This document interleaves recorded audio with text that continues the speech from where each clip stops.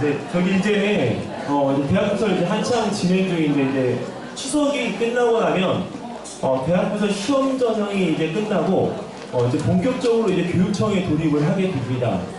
근데 이제 교육청에 지원할 때는 올해는 좀 양상이 좀 달라요. 왜냐면 선생님들 그 권한이 더 강화가 됐어요. 그래서 지금 원래 선생님 부여 점수가 10점이었는데 20점으로 바뀌어 있습니다. 네. 그래서 올해 지금 초반부터 좀 준비를 하셨던 분들은 좀 유리하실 것 같고요. 그 다음에 이제 면접을 이제 동일시하게 보는데 면접을 보는 그 같은 날 보는 이유는 일단은 그 학교 있잖아요. 왜냐면 여기 이제 잘하는 애들이 모인 그룹들은 잘하는 학교별로 이제 다 휩쓸어갈 수가 있기 때문에 그거를 전체 인원의 10%로 제한을 하게 됩니다. 그래서 그 상황 때문에 면접을 동일시하게 되니까 그 같은 날 보는 이유에 대한 부분들을 좀 염두에 두시고, 그렇다고 GED를 다 볼 수 있을 것 같진 않아요. 왜 그러면 그 학교 선발전형위원회가 있기 때문에 거기서 1차적으로 필터링 될 것 같습니다. 왜냐면 작년까지는 이게 크게 의미가 없었는데 올해는 실질적으로 그 GED라는 시스템에서 선발 번영의 선발 위원회라고 하는 부분에 대한 거에 확대하고, 그 다음에 일단은 교사들의 이제 점수 부여 권한이 강화된 점, 그 다음에 학교별로 10%가 넘지 못하도록 그걸 선발하는 점, 이 세 가지가 가장 주안점입니다. 그러니까 가장 치열한 학교들은 엄청 치열할 거고요. 그 다음에 좀 약간 여유가 좀 있는 학교들은 좀 여유가 있을 거라고 봅니다. 그래서 대학부설을 준비하시는 그 어머님들이 이제 그 후에 준비하시는 교육청에서는 일단 지금 대학부설하고 또 다른 양상을 띠고 있기 때문에 어머니들이 정확히 알고 준비를 하시라고 오늘 말씀을 드리고요. 그 다음에 이 교육청은 준비를 할 때 이미 제가 매년 말씀을 드리지만 GED가 들어오는 그 시점부터 전형은 출발점이 3월달부터 출발한다고 말씀을 드립니다. 이게 지금 잘한다고 그게 되는 게 아니라 기존에 이제 봐왔던 선생님들의 그 눈높이가 있기 때문에 지금 확 달라지게 해서 뭐 다 잘한다고 해서 그 별반 이게 큰 차이가 없습니다. 그래서 일단은 어머님들이 내 아이가 그동안 어떻게 해왔는가에 대한 부분들을 좀 놓고 보시면 교육청 지원에 대한 부분들을 해야 될까 말아야 될까 고민도 하실 수 있다고 봅니다. 그래서 일단은 오늘 지금 시작 전에 자, 여기 영재교육원 준비에서 어머님들이 아셔야 될 딱 6가지. 자, 여기 첫 번째 보시면 내 아이가 영재일까라는 고민을 하지 말자는데 영재일 수도 있고요, 영재가 아닐 수도 있어요. 그게 어머님들은 오실 때 저희들한테는 다 영재라고 이야기하세요. 네. 근데 그 실질적으로 보면 어머님들이 착각을 하시는 경우가 대다수입니다. 잘하는 아이가 오히려 못해 보일 수도 있고요, 못하는 아이가 더 잘하게 꾸며질 수도 있어요. 그래서 일단은 거기에서 그 영재원이라고 하는 부분에 대한 게 잘하기는 하지만 못하기는 하지만 과정의 습득을 배우러 가는 건 똑같거든요. 그러니까 그 취지를 정확하게 아시는 게 좋겠고요. 그 다음에 일단은 떨어진다고 해서 애를 구박을 하지 마세요. 네, 작년에도 이게 그 교육청 떨어지고 대학부터 떨어진 4학년들을 놓고 보면 엄청 구박받아가지고 애들이 학원에 가서 울어요. 네, 전 그러지 마세요, 진짜. 왜냐면 얘네들은 일단 선경험이기 때문에 이걸 좀 길게 놓고 보셔야 됩니다. 그래서 초3 때 시작해서 중1 때까지 고민을 하셔야 돼요. 왜? 이제는 중2 전형이 없어지기 때문에. 네, 그래서 중학교 때도 1학년 때 딱 한 번만 뽑고 2, 3학년 연계 과정으로 가기 때문에 4, 4과정 형태로 해서 진행을 하게 됩니다. 자, 그 다음에 여기에서 이제 5번째는 합격 소식이 내 아이의 합격 소식이 아니다라고 말씀드렸는데 이게 무슨 얘기냐면 어머님들이 이제 그 내년을 기약하시면서 각종 합격자들의 정보를 수집을 하세요. 근데 그것 중에 내 아이하고 비슷한 그룹에 있는 아이들이 합격했다는 소식에 내 아이의 그 합격 소식 내년을 기대하면서 이렇게 모으시는데 실질적으로 그 내용이 도움이 되지는 않습니다. 특히 자소서 부분. 네, 올해도 말씀을 드리는데요. 자소서 부분은 절대적으로 예년하고 올해하고 다르기 때문에 어머님들께서 전년도 자소서를 가지고 만약에 쓰시게 되면 올해는 경향 자체가 완전히 달라서 어머님들 좀 낭패를 보실 수가 있어요. 자, 근데 6번째는 일단 아이한테 맞는 영재교육원을 좀 찾으셔야 되지 않는가. 일단은 아이들이 거기서 영재교육원의 어떤 수준이나 이런 것들을 잘 모르기 때문에 어머님들이 정보를 가지고 계셔야 됩니다. 이제는 한양대까지 영재교육원에 지금 대열에 끼어들었기 때문에 사실 이 판도가 앞으로 많이 바뀔 거라고 봅니다. 매일 서울교대 영재교육원 그 원장도 전산학과 교수님으로 내정이 되면서 서울대부터 서울교대, 고려대, 한양대까지 전부 다 정보 라인으로 이제 구성이 됩니다.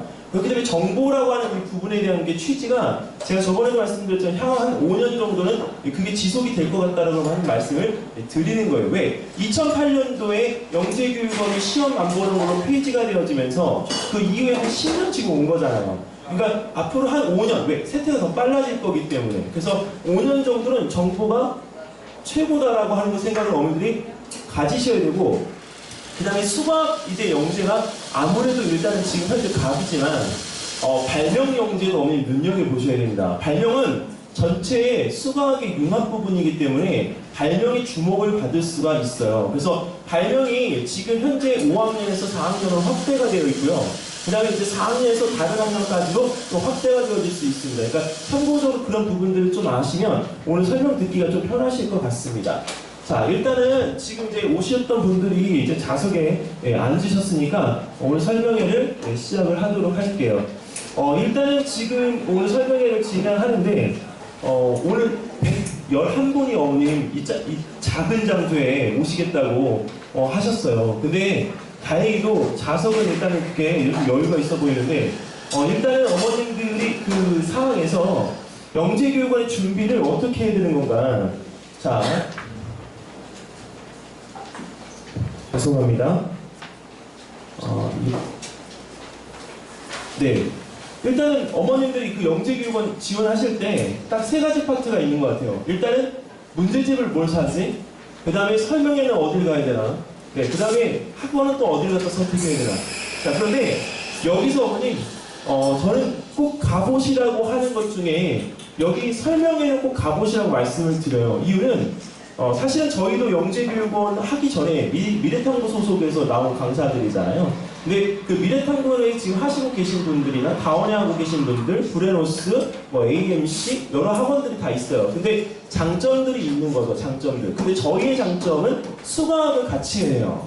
이유는 그 수학을 같이 하는 이유는 수학에도 과학을 붙이고 과학에도 수학을 붙여요. 이유가 융합이라는 부분에 있어서 그걸 잘 풀어줄 수 있는 건 과목 선생님이기 때문에 같이 하는 장점들이 있어서 설명회만큼은 어머니 꼭들 좀 살펴보셨으면 좋겠습니다. 그리고 이 영재원 교재는 교육청 교재가 작년에 있던 거가 있으시면 그걸 풀리셔도 되고요. 가능하시면 어머님 학년이 해당 학년이 3, 4학년이면 3, 4학년 거 풀리시는 것보다 5, 6학년 거 이렇게 한 단계 좀 높여서 풀려주시는 게 더 좋습니다. 이유는 그 과학 지원자들이 가장 많이 선택하는 교재 중에 하나가 안쌤의 창의사고도 백제예요. 근데 오늘 3, 4학년 거는 중학교 1학년 거까지 나와요, 내용이. 그러니까 거기에 있는 내용이 그 학년에 맞게끔 되어지지만 실제 파이널 모의사들은 한 단계 좀 높여서 풀어주셔도 괜찮습니다. 그리고 여기서 이제 그 학원에 가서 선택을 하실 때 어머님들, 자녀분들이 어느 정도 참여하는 이 부분들에 대한 것들은 대부분들 다 이제 비슷할 것 같아요. 왜냐면 영재원 수업 자체가 이제 끌어내는 부분의 묘미는 아이들이 거기에서 확장성을 가지도록 하는 거기 때문에 수업의 참여도가 높으면 높을수록 굉장히 높은 합격률이 나옵니다. 그래서 실질적으로 미래탐구에서 21명인 반 4학년짜리 했었는데 거기서 17명이 붙어요. 네, 근데 17명이 붙는 이유는 참여도가 정말 좋아요. 어느 정도가 좋냐면 선생님이 흡입력이나 그 다음에 거기에 있는 그 부분에서 애들 끌려가는 거나 이런 것들이 완전 일심동체가 돼서 진행하는 반 같은 경우에는 합격률에 대한 보장이 그냥 자기가 스스로 만들어내는 겁니다. 그러니까 어머님들의 자녀분들이 대학 부서를 오든 아니면 교육청을 오든 제일 중요한 건 참여도를 끌어올릴 수 있게끔 하는 학생의 수업 집중력이에요. 그리고 할 때 어머님 이게 애들이 자꾸 감추려고 해요. 뭘 감추려고 하냐면 내가 말하는 게 혹시나 그 현장에서 나올 수 있는 답이 아닐까. 그래서 감춰요. 근데 그 감출 필요가 없어요. 왜? 그 감추면 뭐예요? 다른 친구들도 이야기하는 거 자기만 주워 담으려고 하는데 그 친구들은요, 어머님 결과가 안 좋아요. 네. 왜 안 좋냐? 본인의 공유가 나중에 그 면접 상황에서 하면 다 나와요. 여기 영재원 수업 과정의 수업이기 때문에 실제로 학생들이 가지는 네트워크가 구성이 안 되면 과정 속에서 어머님 매우 힘듭니다. 본인 혼자 모든 것들을 다 할 수가 없기 때문에. 그래서 그런 부분들에 대한 것들을 어머니들이 염두를 해주시면 학생에 대한 참여도를 좀 높일 수 있게끔 그렇게 준비를 좀 해주시면 되겠습니다. 아까 이거는 제가 6가지는 어머님들이 좀 읽어보시면 좋겠고요. 자, 그리고 이제 2018년도 변화인데 GED 온라인 시스템을 통한 지원 및 전형 실시는 올해가 이제 안착이 된 것 같아요. 왜 GED 시스템이 사실은 그동안 좀 불안정했던 건 사실이거든요. 근데 이제는 안착이 돼서 GED 온라인 시스템을 통해서 어머님들이 또는 학생들이 지원을 쉽게 할수록 되어 있습니다. 그리고 여기는 이 두 번째가 중요한데요. 면접평가 대상자의 학교별 인원 제한을 통한 학교별 균형 선발입니다. 그러니까 대도초등학교라고 해서 10명을 다 선발하지 못하도록 합니다. 쉽게 말하면 지금에 있는 만약에 3학년이 100명을 선발하는데 10%면 대도초등학교에서 10명을 넘어갈 수가 없어요. 네. 그러니까 그 기존에 실질적으로 하던 애들이 10명 이상 선발됐던 것들에 대한 부분을 제한한다는 거죠. 그러면 4학년 같은 경우에 또 5학, 6학년 같은 경우에 만약에 60명을 뽑는다. 그러면 6명을 못 넘어가는 거예요. 기존에 8명까지 뽑았었거든요. 그러니까 거기에 있는 그 부분에 대한 것들을 못 넘어가게 되니까 이 균형 선발이 이제는 관건이고요. 이걸 어디서 한다? 면접평가에서 합니다. 그래서 시험 보는 날 당일날 면접평가를 같이 하게 됩니다. 이거는. 그러니까 학교에서 시험은 10%가 넘게끔 인원을 추려서 보내줄 수 있지만 면접에서 그것이 걸러질 수 있다라고 하는 얘기예요. 그리고 이 면접이 10점이 주어질지 10점이 안 주어질지에 대한 평가도 뒤에서 나오니까 말씀을 드리겠습니다. 그리고 이 상황이 오면 이제 관건이에요.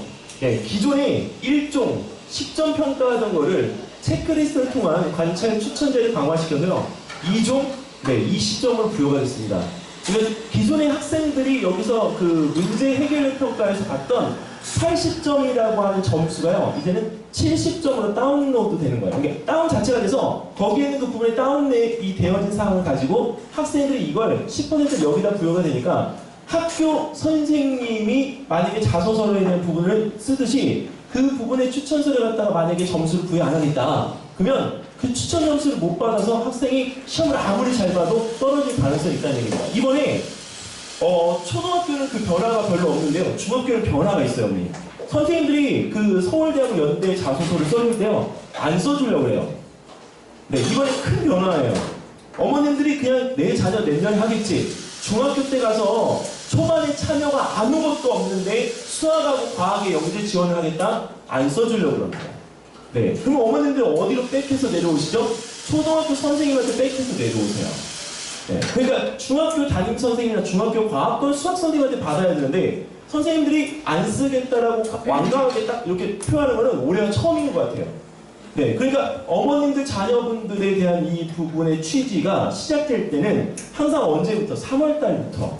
네, 그 누누이 말씀을 드립니다. 3월 달부터 학교에서 수업 태도 안 좋고 수행평가 잘 안 해오고 숙제 잘 안 해오고 발표가 잘 안 되는 애들, 수업 분위기 흐리는 애들은 여기서 절대적으로 이 체크리스트 점수에서 점수를 잘 받을 수가 없습니다. 관찰평가에서.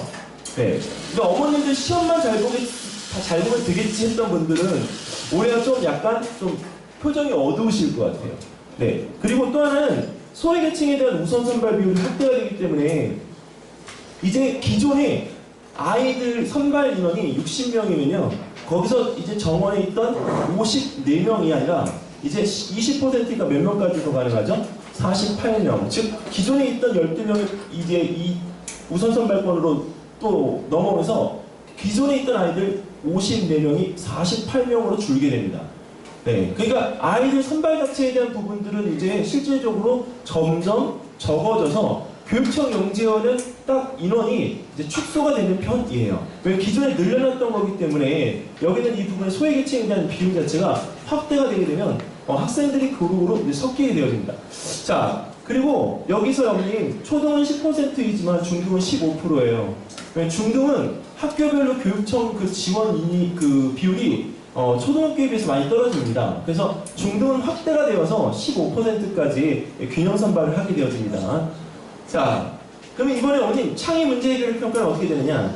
자, 여기서요 70점, 80점에 대한 이 비율도 중요하지만 여기 있는 이 부분에서 어머님 GED에 지원해서 학교 추천위원회, 즉 선발위원회죠. 거기서 추천을 받은 학생 전원입니다. 그러니까 선발위원회에서 추천을 갖다 받지 못하는 학생은 창의적 문제 해결 평가 시험을 볼 수가 없습니다. 교육청 시험 지원을 할 수가 없습니다.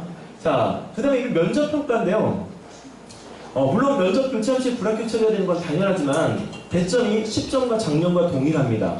그래서 여기는 이제 응시자 전원이 면접을 갖다 볼 수 있다고 하는 게 올해 바뀐 요소이기 때문에 올해는 시험 준비를 하면서 면접도 동일시하게 준비를 해야 됩니다. 그래서 저희들 같은 경우도 이거를 갖다 보고서 또 다른 지역은 아닌데 부산은 아직 안 바뀌었어요. 시험과 면접을 같이 봅니다. 근데 서울시의 요약본으로 발표되어진 내용이 이제 이렇게 나와 있고요. 9월 29일 날 확정본이 발표가 되게 됩니다. 자, 그 다음에 최종 합격자 선정 방법은 단임 체크리스트, 창의적 문제 해결 평가, 면접 평가. 근데 면접 10점이죠. 체크리스트 20점이죠. 자, 창의적 문제 해결 평가가 그러면 70점이 되겠죠. 그러니까 여기 있는 이 부분에 대한 이 아이들 평가 방법에서 점수로 아이들을 평가해서 선발하겠다라고 하는 취지가 강화가 된 거죠. 그럼 이제 올해 2018년도에 선발하는 모든 영재원의 아이들은 서울시에서 모두 다 점수화된, 객관화된 아이들로 뽑게끔 되어집니다. 한 10년 만에 처음입니다, 이제. 그러니까 이런 사례가 되어지기 때문에 앞으로 영재교육기관은 사실은 이제 공부를 잘 하는 아이들, 그 다음에 그동안 잘했던 아이들이 이제 다시 우위를 점할 수 있는 그동안 어머니 작년까지는 솔직히 스펙이라는 말을 못 썼어요. 왜 비교과가 스펙이 될 수는 없어요. 근데 이제는 영재교육원 자체가 등수를 매겨버리면 이 순으로 바뀔 수가 있습니다. 이유는 이것들을 잘하는 아이들이 공부를 못할 일은 사실 없거든요. 그러니까 거기에서 이런 부분들에 대한 것들의 활동을 어머니께서 꼭 해주시고, 그 다음에 아이들이 그것을 갖다가 할 때 어디다 비중을 갖다 맞춰야 되는가. 여기는 체크리스트 받기 위해서 3월달부터 어머니 아이가 꾸준히 학교 생활에 대한 적응을 잘 해두긴 했지만 이 문제 해결 평가에 대한 건 보통 평소 때부터 하는 게 좋아요. 그러니까 수업 따로 받고 교과 수업 따로 받고 이게 이제는 답이 아닙니다. 평소 때 했던 거 그대로 와서 시험을 봐야 되는 그런 형태로 전환이 되어지는 거죠. 자, 그리고 이제 여기는 이 부분에 이 연계 과정이라고 하는 건 4학년에서 5학년으로 승급되어지는 과정들 있잖아요. 걔네들의 활동평가 점수에다가 거기에 시험 점수 70점, 80점이 그대로 합산되어져서 총계가 매겨지게 됩니다. 걔네들은. 네, 그러니까 연계 과정, 승급 과정에 대한 부분은 예외입니다. 자, 그리고 2019년도부터 이제 중1만 선발하겠다고 이제 했기 때문에 중1 선발은 이제 올해가 처음 실시고요. 그러니까 왜 중2까지도 봤었는데 이제 중1만 이제 운영합니다. 그리고 또 하나는 여기는 이 부분에서 연계 과정이 되니까 중2, 중3으로 갈수록 어머니 인원은 점점 작아질 거예요. 네, 얘네들은. 근데 중3까지 연계되어졌을 때 그 어떤 파급력에 대한 효과가 있었느냐? 지금 교육청은 없었어요, 여태까지. 근데 그 교육청에서 아이가 꾸준하게 그 연계 과정을 3년 정도까지 하게 되는 과정이 고등학교에 영향을 줄 수 있는 건 이번에 첫 중학교 1학년 선발입니다.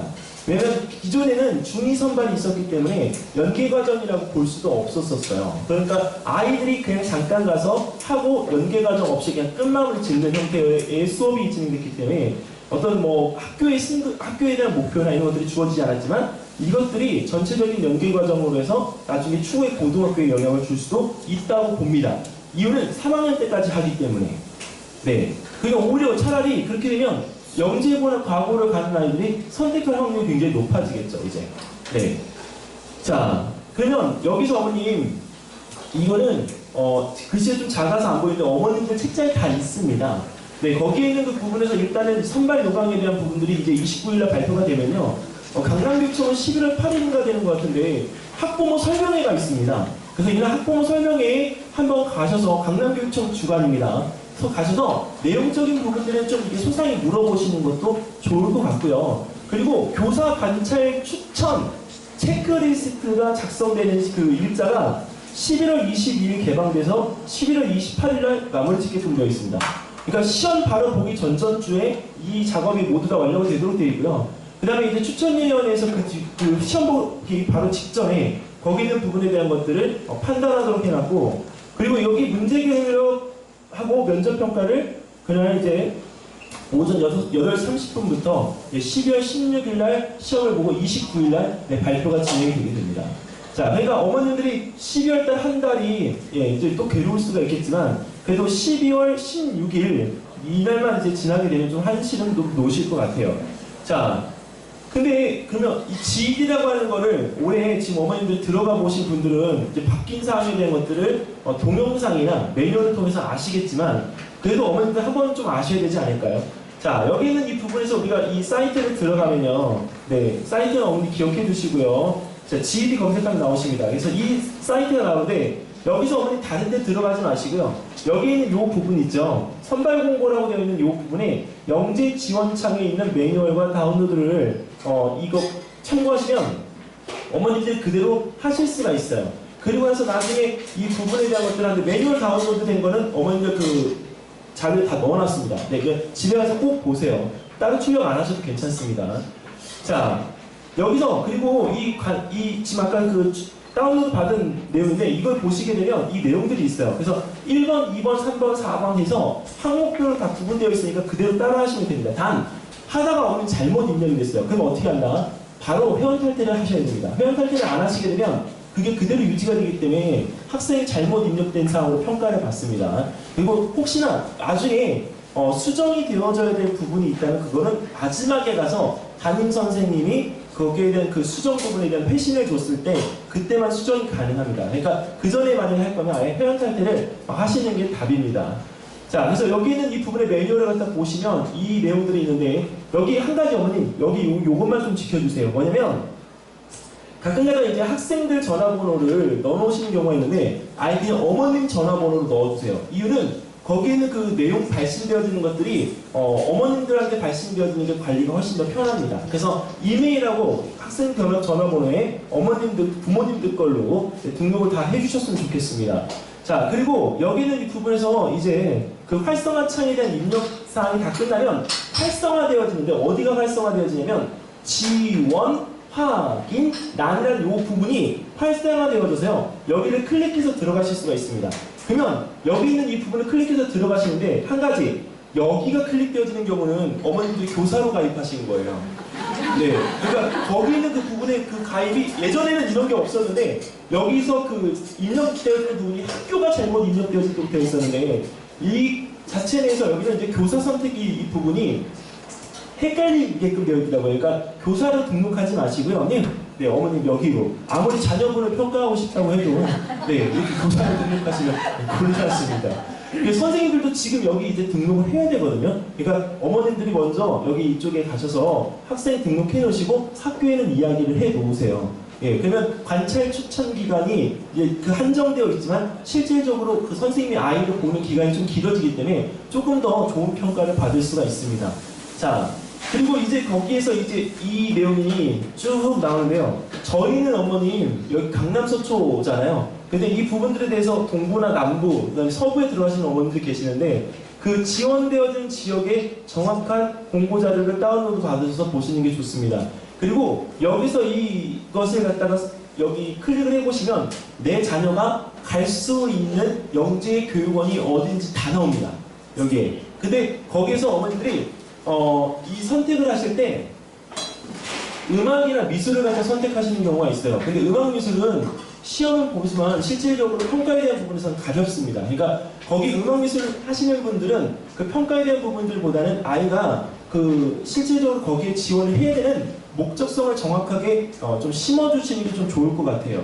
자, 그래서 나중에 모든 것들이 이제 작성이 되고 나면 이제부터 시작할 수 있는 학생용과 그 다음에 거기에 자기소개서가 뜹니다. 네, 모르셨죠? 여기 자기소개서가 어머님 있어요. 여기도. 네, 근데 자기소개서 글자 수가 만만치 않아요. 왜? 자, 여기는 이 부분에 자기소개서가 대학부설만 있는 줄 알았더니 실질적으로 여기에도 들어가 있습니다. 그래서 검사지를 갖다가 작성하면 자, 여기 이 내용이 뜹니다. 이거는 체크리스트 작성인데요. 이거는 학생들 교육청 그 파이널 수업 때 이거는 훈련을 시킬 거예요. 여기 트레이닝 시킬 때 이게 어디서 영향을 미치죠? 고려대학교 네, 창의연계성 검사에서 300개 체크를 하잖아요. 근데 그게 연관성 있는 유사 답변이 있어요. 저희가 학원에서 살짝 애들을 대상으로 테스트를 했습니다. 어떤 테스트를 하냐면 10분을 줍니다. 10분 동안 약 한 168개가 되어있는 체크리스트를 체크를 시킵니다. 근데 그걸 다 소화를 못해내는 애들이 있어요. 근데 그 아이들은 어머님 이 체크리스트가 어떻게 되냐면 왔다 갔다 합니다. 네, 근데 빠르게 체크하는 애들은 어떻게 되냐? 한쪽으로 기웁니다. 네, 무슨 얘기인지 아십니까? 네, 이게 고민의 거리가 될 수가 없어요. 이거는 체크를 빠르게 해서 아이가 평가를 갖다가 받는다고 생각을 하셔야지 고민을 해서 체크를 할 사람은 아니에요. 그러니까 어머님들도 여기서 하실 때 매우 그렇다 위치만 어머니 잘 봐두세요. 네, 왜 여기 이거 하시다가 정말 실수가 있어서 그래요. 여기 하다가 이쪽이 매우 그렇다 했는데 나중에 해서 보니까 네, 이쪽이 다 매우 아니다로 되어 있는 거죠. 그러니까 어머님들이 여기서 보실 때 그 위치를 잘 보고 하셔야 평가를 정확하게 받을 수 있는 데이터를 입력시킬 수가 있고요. 그리고 나중에 안 돼, 이게 만약에 수정이 안 돼요. 그때는 어떻게 한다고요? 회원 탈퇴하면 돼요. 네, 여기는 그 다시 가입해도 그 시간 제한이 없어요. 그냥 바로 가입도 됩니다. 자, 그러면 거기 있는 그 부분에서 이렇게 한 다음에 어머님 이게 바로 자기소개서예요. 어머니 저한테 오지 마세요, 진짜. 네, 이거를 왜 그러냐면 이거는 어머님 점수가 부여가 되는 게 아닙니다. 네, 그리고 팁을 드리면 대학부서 자기소개서 적으셨던 거 있죠? 있으시면 그거 그냥 넣으세요. 네, 정말 똑같아요.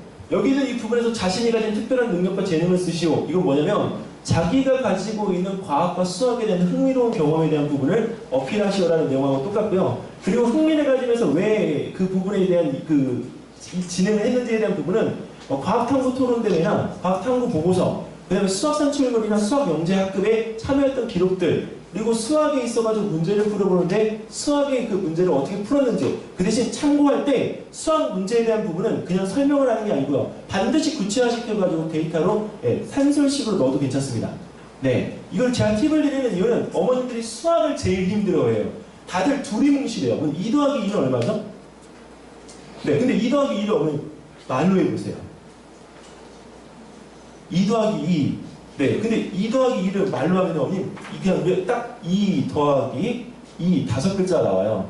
근데 이거를 어떻게 바꾸냐면 둘의 둘을 갖다가 더하는 값 이렇게 표현됩니다. 네, 아시겠죠? 네, 자기소개서 쓸 때 그 부분에 대한 표현을 왜 그렇게 쓰냐면 그 언어의 유창성 부분에 대한 거는 교사가 꼭 관찰해야 될 항목입니다. 그래서 이 부분에서 쓸 때 편하게 쓰시지만 언어적인 부분에 대한 건 좀 다듬어 주세요.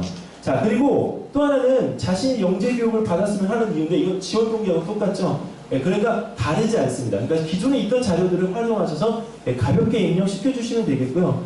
이게 4000바이트니까 글자 수가 거의 한 2000자까지 들어갈 수가 있는 저기입니다. 2000자를 어머님 한글을 2개씩 먹어요. 그냥 몇 글자 입력이죠? 1000자. 네. 기존에 있던 교대 지원할 때가 행복하셨죠? 500자. 네. 여기는 1000자까지 하는데 또 어머님들이 경쟁적으로 1000자를 입력하실 필요는 있다 없다? 없어요. 네, 이거는 왜 입력하실 필요가 없느냐? 이미 학교에서 아이들을 파악하고 있는 누가 있는 거죠? 선생님이 있기 때문에 어머님들이 정확하게 구체적으로만 입력시켜 주시면 됩니다. 그러면 선생님들이 그 학교에서 본 모습 이외의 아이들 모습을 가지고 판단할 수 있는 근거 자료로 쓸 거예요. 그러니까 너무 거기에 집중해서 내 아이를 막 부각시키려고 하지 마시라는 거죠. 왜? 대학 부서는 부각시켜야 돼요. 이유가 대학 부서는 내 아이를 보는 교수진이 아니잖아요.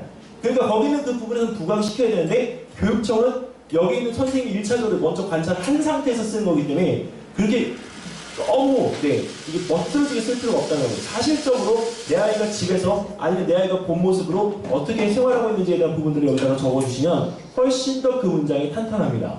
자, 그리고 여기서 어머님 모든 게 다 끝나면 지원이 완료되었습니다라고 하는 이 대화창이 뜹니다. 근데 좀 느리게 떠요. 그러니까 이건 좀 기다리셔야 돼요.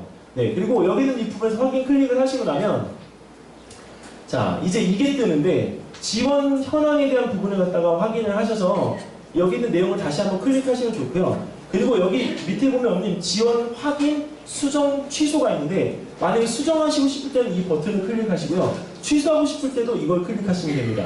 네, 그런데 이 내용은 어머님들이 출력이 가능하세요. 그래서 한부를 어머님 다운로드를 받으셔서 출력을 해 놓으세요. 네, 이거는 그냥 샘플 번호 거기 제공이 되어 있는 거기 때문에 거기서 아이들이 그 출력 한부를 갖다 보관하면 나중에 혹시나 에러나 이런 것들이 생길 수가 있는 요소도 있으니까 환불을 출력을 받아 놓으시면 조금 더 어머니들 좀 관리하시기가 좀 편하실 것 같습니다. 자, 그리고 이제 거기에 보시면 선발 진행 상태를 갖다가 알아볼 수 있게끔 지금 이게 지원서 작성한 단계인지 교사 추천이 이루어지고 있는 단계인지 아니 학교 추천위원회에서 지금 심사가 이루어지고 있는 단계인지를 저희가 왜 도미노 피자 배달시키면 배달 진행 상황 나오잖아요. 네, 그거하고 똑같이 나옵니다. 네, 실시간 시스템으로 나오니까 이거는 어머니께서 확인을 하시면 되겠습니다. 이거는 자, 그리고 이제 이게 이제 어머님들이 매년 제가 이제 하는 설명인데 이거는 그 교사 선생님들이 가지고 보시는 점수죠. 저희 학부모들에게 공개가 되는 자료가 아닙니다. 교사들이 평가를 갖다가 할 때 기존에 있던 리더십 체크리스트나 과학 적성검사 체크리스트, 학생용 영재성 체크리스트가 있는데 기존의 것은 어머님 요거 하나 썼다는 얘기예요. 네, 근데 하나 썼었는데 2종이니까 어떻게 되죠? 하나가 더 부여가 되겠죠? 네, 그럼 하나가 더 부여가 되면 여기는 과학 적성 검사 체크리스트나 수학 적성 체크리스트가 나올 거예요. 그럼 여기는 점수 부여를 해서 반영 비율로 환산한 점수를 아이들이 부여받게 된다는 겁니다. 그러니까 교사의 권한이 강화됐다는 이야기는 실제로 내신 성적 표준 점수가 아니고요. 요 적성 검사 체크리스트나 영재성 체크리스트인데 이건 대학부설에서 씁니다. 네, 그러니까 요 사항이 일단은 관건. 그러면 2학기 때 지금 학생들이 집중해야 될 과목은 수학일까요? 과학일까요? 수학이요? 알려드렸는데 어머님. 네, 알려드렸는데. 네, 이게 들으면서도 딴소리하는 친구들이 절대 영재라고 얘기는 못해요. 네, 알려드렸는데 여기서 또 수학으로 바꾸십니까? 아, 정말 수학 밉네요. 진짜 여기 수학 선생님도 계시지만 진짜. 네, 이 사항에 대한 부분을 어머님 좀 놓고 보셔야 돼요. 그렇다고 또 과학 선행학원 가서 또 하지 마시고요. 학교 수업에서 과학 시간에 집중하도록 해주세요. 네, 아이들이 집중하면 진짜 지금 초등학생들은 잘하는 애들 많기 때문에 월등히 잘할 수가 있습니다. 자, 그리고 여기 선생님들 쓰시고 계시는 이 반영 비율은 이제 강남 서초에서 몇 번째 반영 비율을 갖다가 사례를 적용할지에 대한 부분을 골라야 되는데 이건 저희들도 알 수가 없어요. 엊그저께 이제 이거 발표가 되고 나서 강남 서초 이제 교사진들이 실제적으로 이제 그 미팅을 가졌는데 거기는 그 부분에 대한 내용들이 아닌 것들은 알 수가 없습니다. 네, 그래서 거기에 있는 그 반영 비율이 어떻게 되어지는지에 따라 보시면 아시겠지만, 네, KEDI 네, 점수 총점하고 환산 점수, 네, 그 다음에 거기 있는 이제 영재성 체크리스트 점수에 대한 부분들, 그 다음에 또 과학 적성 체크리스트에 대한 점수들이 이렇게 부여가 돼서 실질적으로 나오게 됩니다. 그리고 밑에 보면 제일 중요한 게 있어요, 어머님. 여기 뭐냐면 개별 추천서 점수가 있고요. 그 다음에 학교 추천위원회 종합점수가 있습니다. 이건 자동합산 점수인데 여기는 이 부분에서 최종까지 이게 모든 게 다 되어야 실질적인 데이터 입력이 끝나서 학생이 평가를 받을 수가 있습니다. 그래서 이 사항은 어머니들이 매년 아셔야 될 거는 여기서 이 창의 인성 검사나 이런 것들이 실질적으로 되지만 선생님들이 요거를 다 하려면 실제로 시간이 하루 이틀 꼬박 해야 됩니다. 그러니까 이거를 하는 데 있어가지고 스트레스를 받을 거는 담임교사들이에요. 그럼 일단 어디서부터가 어머님 먼저 얘기가 되는지 짐작하시죠? 네, 선생님들이 거절을 할 수가 없을 거예요. 왜? 모든 학생들 다 보도록 만들어 놨으니까. 하지만 손댈 수 있는 부분에 대한 것들은 손대서 아이들의 평점을 갖다가 매길 겁니다. 그러니까 어머님이 이 딱 교육청이라는 부분에 대한 마음가짐을 쓰셨으면 학교에 가서 노골적으로 얘기를 딱 하세요. 영재원 시험 보려고 한다고. 네. 왜냐면 그 이유는 영재원 시험을 보려고 이야기를 안 하니까 이 아이가 영재원 시험을 준비하는지도 모르는 선생님이 있다는 거죠. 그것도 다수예요. 네. 그래서 특히 어머니 여기 중대부처 어머님들 계시면 꼭 중대부처는 가서 선생님들에게 말씀을 해주시기 바랍니다. 네. 이유가 선생님들 연령층이 다른 학교에 비해서 굉장히 높아요. 네. 정말이에요. 높으면 민감하지 못해요. 근데 너무 젊으면 또 뭐가 단점이 있죠? 이거를 자기의 주관대로 판단을 해버려요. 객관적이지 못할 수 있습니다. 젊은 선생님, 약간 저처럼 좀 중년인 선생님이 오히려 좀 더 나아요. 네, 근데 너무 나이가 좀 50대 이렇게 넘어가시는 분들은 느릴 수밖에 없어요. 네, 그러니까 그런 부분에서 어머니들이 이야기를 해서 평가가 제대로 이루어질 수 있도록 그 부분에 대한 건 해주시는 게 정당한 겁니다. 자, 그리고 이제 그 학생들의 체크를 갖다 해야 되는 부분이 있는데 학생들이 1번하고요, 이 4번에 대한 건 초등학생들이 하는 거고요. 그 다음에 그 중학생들 같은 경우에는 창의적인 창의적 인성검사가 따로 있습니다. 그래서 중학생들의 평가는 한 가지가 더 있어요. 그래서 여기는 이 부분에서 이 평가까지 진행하고 나면 모든 것들에 대한 체크, 입력사항이 끝이 나게끔 되어집니다. 단, 여기는 이 부분에서 교사가 입력해야 되는 건요. 교사용 여기 있는 부분에서 영재 행동 특성 검사, 창의적 인성 검사, 리더십 특성 검사. 그 다음에 여기 있는 이 부분에 그 간편형이 있긴 있는데 대부분들 간편형을 쓰고 있습니다. 근데 여기 있는 이 부분에서 중학교는 거기 있는 그 부분에서 또 뭐가 되냐? 과학, 수학, 전공과학으로 나뉘죠. 이유가 분야별로 여기 있는 이 전공 분야가 나뉘기 때문입니다. 강남 서초는 수학이 이번에 얼마죠? 160명을 뽑고요. 과학이 80명을 뽑아요. 수학이 훨씬 많이 뽑습니다. 그러니까 그 중학교 같은 경우에 총 합쳐가지고 240명이에요. 중1만. 그러니까 학생들이 지원을 해도 좀 여유 있게 좀 지원을 갖다가 해서 합격을 할 수가 있으니까 좀 아이들 스스로는 이 방향성에 대한 부분을 갖다 제시를 했을 때 좀 가볍게 준비가 되니 내시라고는 좀 별도로 이걸 해도 큰 무리가 없는 거죠. 왜냐면 지금 올림하는데 이거 하라고 하면 엄님 애들이 양쪽으로 분리가 돼요. 왜? 올림이나 KMO는 시험 난도가 높잖아요. 얘는 시험 난도가 어떻게 돼요? 낮죠? 이번에 서울대만 지원하는데 엄님 지도하는 재밌습니다. 왜? 애들이 물리화학을 올림피아드를 하냐고 벌써 일반 물리까지 다 갔어요. 근데 생물과학을 안 하니까 생물 문제를 못 풀어요. 어머님들 책임이에요. 왜? 문제는 융합으로 나오는데 생물하고 지구과학 문제를 못 푼다니까요. 근데 연대도 그래요. 연대도 생물하고 지구과학 종합문제 전공 적성검사 두 문제가 나옵니다. 못 풀어요. 그러니까 시험을 할 때 편성되게끔 하는 건 이제 그만. 전체적으로 이 고루고루에서 시간에 대한 그 계획을 가지고 이제는 어머님들이 움직여야 되는 게 바로 이 영재원입니다. 그러니까 가장 답은 대학 부설보다는 사실은 교육청이 답이에요. 이유가 교육청이 이제는 이 1차 영재 교육기관으로 거듭나기 때문에 1차 영재 교육기관이 끝나고 나면 2차로 가는 게 이제 대학 부설 될 거예요. 그리고 한양대 같은 경우도 이제 영재교육원 지원 대상자에 대한 그 부분에 선정이 되잖아요. 그러니까 아이들 스스로가 거기 있는 부분에서 이 교육청이라는 단계를 너무 가볍게 보지 말고 이걸 거쳐서 조금 더 상위 기관으로 올라갈 수 있도록 하는 게 이제는 현실적인 답안인 겁니다. 자, 그리고 이 부분은 어머님 이건 다운로드 받으실 수 있으세요. 이건 어디 가서 다운로드 받냐면 이 안에서 그 내용적인 부분들에 대한 것들 하는데 요거는 거기 어머님들이 그 들어가시면 보실 수가 있는 거지만 여기 학원에서는 이걸 갖다가 어머님 학을 파일로 해서 아이들한테 한번 연습을 갖다 시킬 거예요. 언제? 이번에 지금 10월 21일, 22일부터 개강이니까 첫날부터 어머님 시킬 거예요. 그러니까 참고적으로 그 부분은 알아두셨으면 좋겠습니다. 네, 그래서 창의적인 인성검사, KDI 검사 그리고 할 때 학생들에게 이제 설명을 해줘야 되는데 이거 어머님 아시는 게 좋습니다. 뭐냐면 점수가 부여가 될 때 1점부터 5점까지가 부여되는 상황 중에서 여기서 일단 저희는 관심, 행동, 탐구로 딱 규정을 지었습니다. 뭐냐면 그 과학에 대한 관심이 있다라고 평가되어지는 이 부분에서 아이들 스스로가 점수를 받는데요. 1점에서는 자연이나 과학과 관련된 책을 즐겨 읽는다. 그럼 일단 1점을 확보하죠. 왜? 강남권에서 책을 안 읽는 애들은 없습니다. 네. 근데 3점에 딱 가니까 발명에 관심이 많아요. 그러면 발명을 갖다가 좀 해보고 발명에서 상을 받은 엄마들은 안심을 해요. 왜? 나는 발명상이 있고 아니면 발명 어디 영재원에 다니니까. 네, 그럼 여기 3점까지는 됐어요. 근데 어머님 재밌는 게요. 탐구 부분에서는요. 과학 관련 행사나 대회에 적극적으로 참여한다. 네, 이게 있습니다. 그러면 이 점수에 대해서 어머님 제일 높은 점수를 받는 애들은 누구일까요? 사립초등학교 애들입니다. 네, 맞아요, 어머님. 왜 그러냐면 사립초등학교는 어머님 그 사립초등학교하고 딱 일반 국립학교하고 이 생활기록부를 딱 보잖아요. 다른 점이 딱 한 가지 있습니다. 학생 생활기록부에 과학탐구 토론대회나 과학탐구 보고서에 참여 인원의 인원 팀수가 달라요. 만약에 대도대치 같은 경우에 12명, 13명에서 1등을 먹는 거지만 사립초등학교는 130명, 200명 중에 1등을 먹는 거예요. 누가 더 잘한 걸까요? 보기에 객관적으로 보기에 200명 중에 1등이 훨씬 더 잘한 거예요. 네. 그렇기 때문에 거기 있는 그 부분에서 이 평점에 대한 부분을 갖다 받을 때 탐구 쪽이 훨씬 더 높다.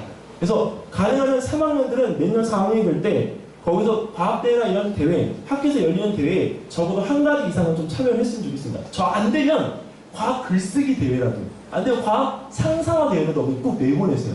네. 거기서 이 아까 미술 지원이 있었잖아요. 미술 지원에서 어머님 꼭 나오는 것 중에 하나가 상상화 그리기예요. 주제가 지원하고 그 상상적인 부분을 어떻게 표현할 건가에 대한 부분을 물어보는 게 미술 영재거든요. 그러니까 거기 미술 영재 같은 경우에는 그런 부분들에 대한 것들이 좀 원활히 돼야 되기 때문에 전혀 개념이 없이는 그것도 하기가 힘들어요. 그러니까 아무것도 안 되는 애를 갖다 영재원에 보내는 건 아니기 때문에 이런 부분에 대한 걸 이점을 알고 계시면 조금씩 이렇게 하실 수 있도록 어머니들이 지금 해보시는 게 좋습니다. 자, 그 다음에 중등에서는요, 똑같이 이제 초등하고 다른 게 하나 있습니다. 중등은 미지 세계에 대한 호기심이 많아서 상상만 좋아해요. 네, 어머님들 자녀분들 중에 약간 그 허세 있잖아요, 허세. 네, 그 애들의 허세에 어머니 휘둘리시면 안 돼요.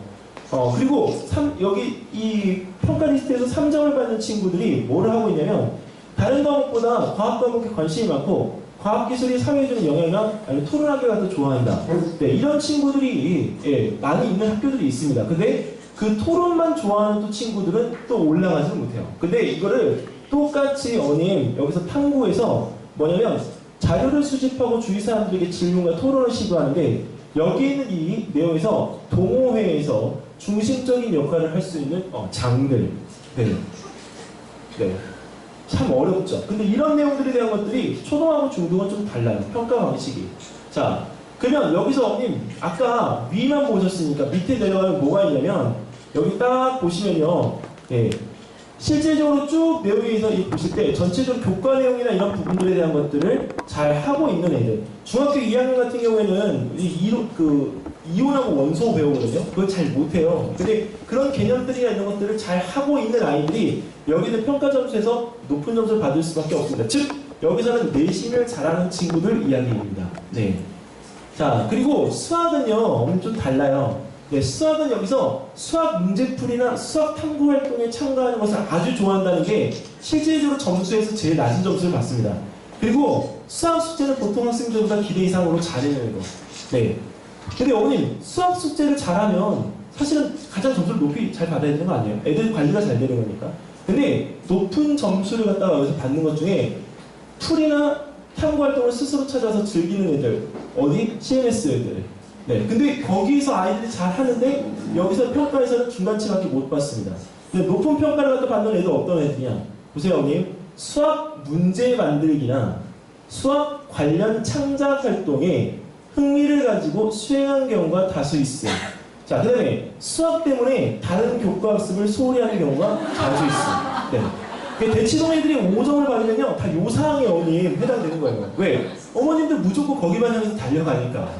네. 근데 그 부분에서 이 내용에 여기 다른 것들 다 빼고 요 내용 하나면 게임이 끝나는 거죠. 그래서 몰입이라고 하는 거예요, 몰입. 네. 자, 근데 여기서 어머님 이 몰입 단계에서 보시게 되면 상위 1% 애들이 받는 점수, 학급에서 한 명 있을까 말까 하는데 그 내용에 대한 부분들을 갖다가 아까 보시면 요 내용으로 이제 편성이 됩니다. 근데 이 내용들에 대한 부분들을 보시게 되면 어머님들이 한 가지 아셔야 될 건 문제풀이나 수학에 대한 부분만을 갖다 하고 있는 게 결코 이제는 답이 아닌 거죠. 왜? 여기서 창작 활동이 들어가요. 창작 활동. 요새는 어머니 중학교에서 애들이 뭐가 나오냐면요. 그 수학 애들 그 스팀형 문제를 직접 만들어가지고요. 그 문제를 발표하도록 PPT로 연습을 트레이닝 시켜요. 그러니까 저번에도 얘기했지만 수학 인터뷰라고 하는 부분에 대한 게 이제 곧 올 거라는 이유가 문제를 문제집에서 찾아가지고 푸는 게 아니라 자기 친구가 만든 거를 자기가 납득을 시킬 수 있도록 설명하고 거기 앉아있는 친구들은 그 문제를 이해해서 풀 수 있는 능력을 키워야 되는 이 과정이 이제 도입이 돼서 운영이 되고 있습니다. 서울만 유독 그 과정을 맡고 있어요, 지금. 네, 서울만. 왜? 서울 바깥쪽은 수학 문제도 다 소술형으로 바뀌었죠. 네, 애들 객관식 문제 없어요, 언니.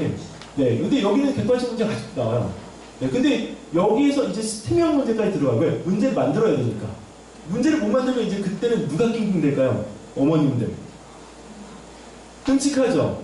수학 문제를 이렇게 어머님들이 다 만들어야 된다니까요? 이제 우리나라 대한민국 어머님들은 다 수학자가 되게 생겼어요. 수학 문제를 만들어서 애들 숙제를 도와주셔야 된다니까요.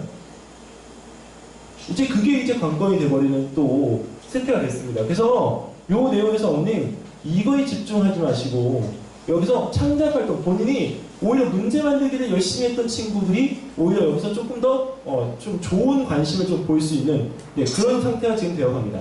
자, 그러면 어느 과목 지원이 유리할까? 이 부분에 대한 걸 어머님 한번 보시면, 여기 지금 이거는 그 어머니들이 있는 자료에 있는데, 여기 지금 여기에 교육청이 안 나와 있죠? 근데 그 교육청 그룹에서 일단은 중복 지원이 불가한 부분은 여기 요 관련, 그 다음에 대학부설 영재교육원에 지금 했는데 이 사항에서 서로 간에 지원을 할 때 여기 보시면 서울교대와 고려대는 동시 지원이 가능하다고 되어 있습니다. 이게 어머니들이 이거 물어보시는 분들이 계시더라고요. 그리고 서울교대 합격자가 교육지원청에 지원하는 건 불가합니다. 아예 지원 자체가 아예 안 됩니다. 네. 그래서 요 상황만 좀 지켜주시면 어머님들이 네, 크게 문제가 될 것 같지는 않습니다. 양쪽 욕심 부리시다가 두 마리 토끼를 다 놓치는 수가 있습니다. 자, 그리고 여기서 강남서초는 인원이 이렇게 됩니다. 수학, 융합은 3학년 100명, 수학하고 과학은 60명, 60명씩, 그 다음 미술은 여기 20명, 그 다음 융합정보가 20명. 그래서 지금 초등 쪽은 260명 선발이고요. 오히려 중등 쪽이 조금 더 포커싱이 맞춰져 있는데 수학이 160, 과학이 80, 그 다음 융합정보가 20입니다. 네. 근데 이 융합정보가 지금 20인데요. 몇 년이 되면 조금 더 확대가 될 것 같아요. 융합정보는. 그렇다고 어머님 융합정보가 이렇게 또 확대가 된다고 했더니 어머니들이 정보올림피아드를 자꾸 해야 되냐고 물어보시는데 정보올림피아드는 어머니들이 생각하시는 것과는 좀 달라요.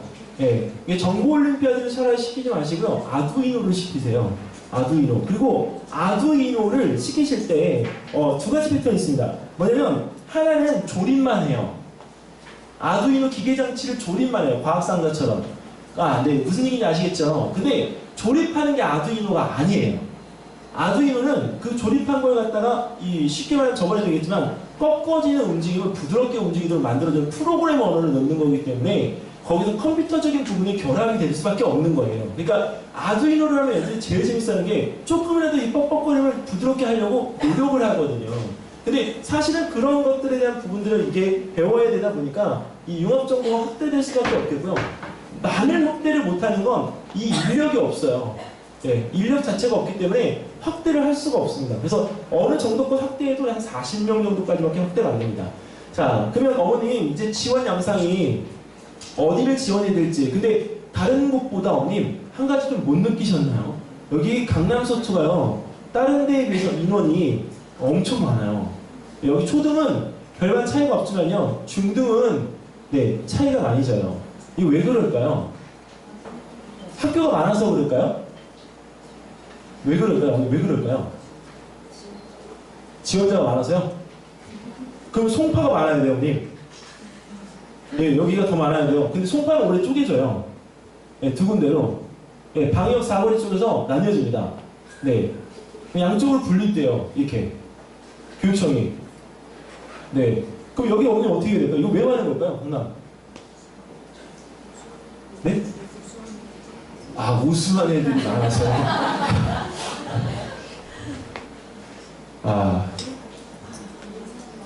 이게 어머님, 많은 이유가 있어요. 여기 지금 이 동부부터요, 서부, 남부는요, 애들 수가 빠지기 시작했어요. 눈에 확실히 드러납니다. 네. 그리고 강남은 아직까지는 괜찮아요. 근데 이게 한 1, 2년 있으면 요 여파가 돼요. 네. 지금 중학교가 네, 한 반에, 한 클래스에 30명 들어가는 학교가 거의 없어요. 이게 지금 여기 저번에도 언뜻 얘기가 나오니까 그래서 그 진짜일까 그러는데 뭐 신구중학교 같은 경우는 그 한 학년에 1학년이 아직 100명이 넘던가 104명이던가 그래요. 네, 그러니까 거기서 만약 그 학교가 인원수 줄면 1학년은 없앨 가능성이 굉장히 높아요. 졸업하면 100명 단위 밑에 있는 학교는 네, 학교 근간 유지가 어렵습니다. 네, 그래서 정부 지원에서 네, 밀려요. 네, 그러니까 쉽게 말하면 그 왜 산악 도서 지역에 있는 학교들 네, 서울적인 그 취급을 받을 수밖에 없어요. 그러니까 거기서 지금 학교들이 지금 서초도 그렇고 다른 지역도 통폐합하고 있거든요. 근데 초등부가 아니고요. 중등을 통폐합시키고 있어요. 중등을. 네, 그러니까 중학교가 지금 없어지고 있기 때문에 거기서 지금 다른 지역들의 인원이 적은 이유는 학교의 감소 때문에 그렇습니다. 네, 그러니까 저희들 세대는 지금 인구가 많은데 지금 현재 자녀분들 세대는 인구가 적기 때문에 거기서 이 아이들이 학교 대비해서 인원수 편성이 되어진 거예요. 네, 그러니까 학교의 비율이라고 보시면 되겠습니다. 자, 그러면요, 이제부터는 저는 잠깐 물러가 있고요. 예, 김민정 부원장하고 이제 김영균 부원장이 나와서 이제 그 설명을 드릴 텐데, 뭐 작년도 기출문제부터 시작해서 전체적으로 설명을 드릴 거예요. 근데 미래탐구에서 어쨌든 그 84.3%의 합격률은 지울 수가 없는 숫자이기 때문에 거기서 이 84.3%를 끌어내는 그 두 사람의 역할을 어머니 잘 보시면 좋겠습니다. 왜 그러냐면 사실 저희가 왜 자꾸 합격률을 말씀드리냐면 합격률이 있다고 해서 어머님들은 자녀분들한테 적용되는 건 아니에요. 그런데 중요한 건 수업의 리드예요. 그래서 수업의 리드를 어떻게 하는지를 잘 보시고요. 어머니 오늘 딱 저랑 한 가지만 약속해요. 수업에 동참해 주겠다고. 물어보면 대답 잘 하시겠다고. 약속하셨죠? 약속 안 하실 거기 어머님 집중하세요. 집중. 어머니 집중. 네. 어머니 약속하실 거죠? 집중해 주시기로. 대답 잘 하시기로. 약속하셨어요? 부원장님 저 두 분한테 질문 꼭 해주세요. 네. 자, 그러면 어머님 첫 번째 김영균 부원장부터 시작을 하도록 하겠습니다. 부원장님 나와주세요. 네, 큰 박수 맞아주시기 바랍니다.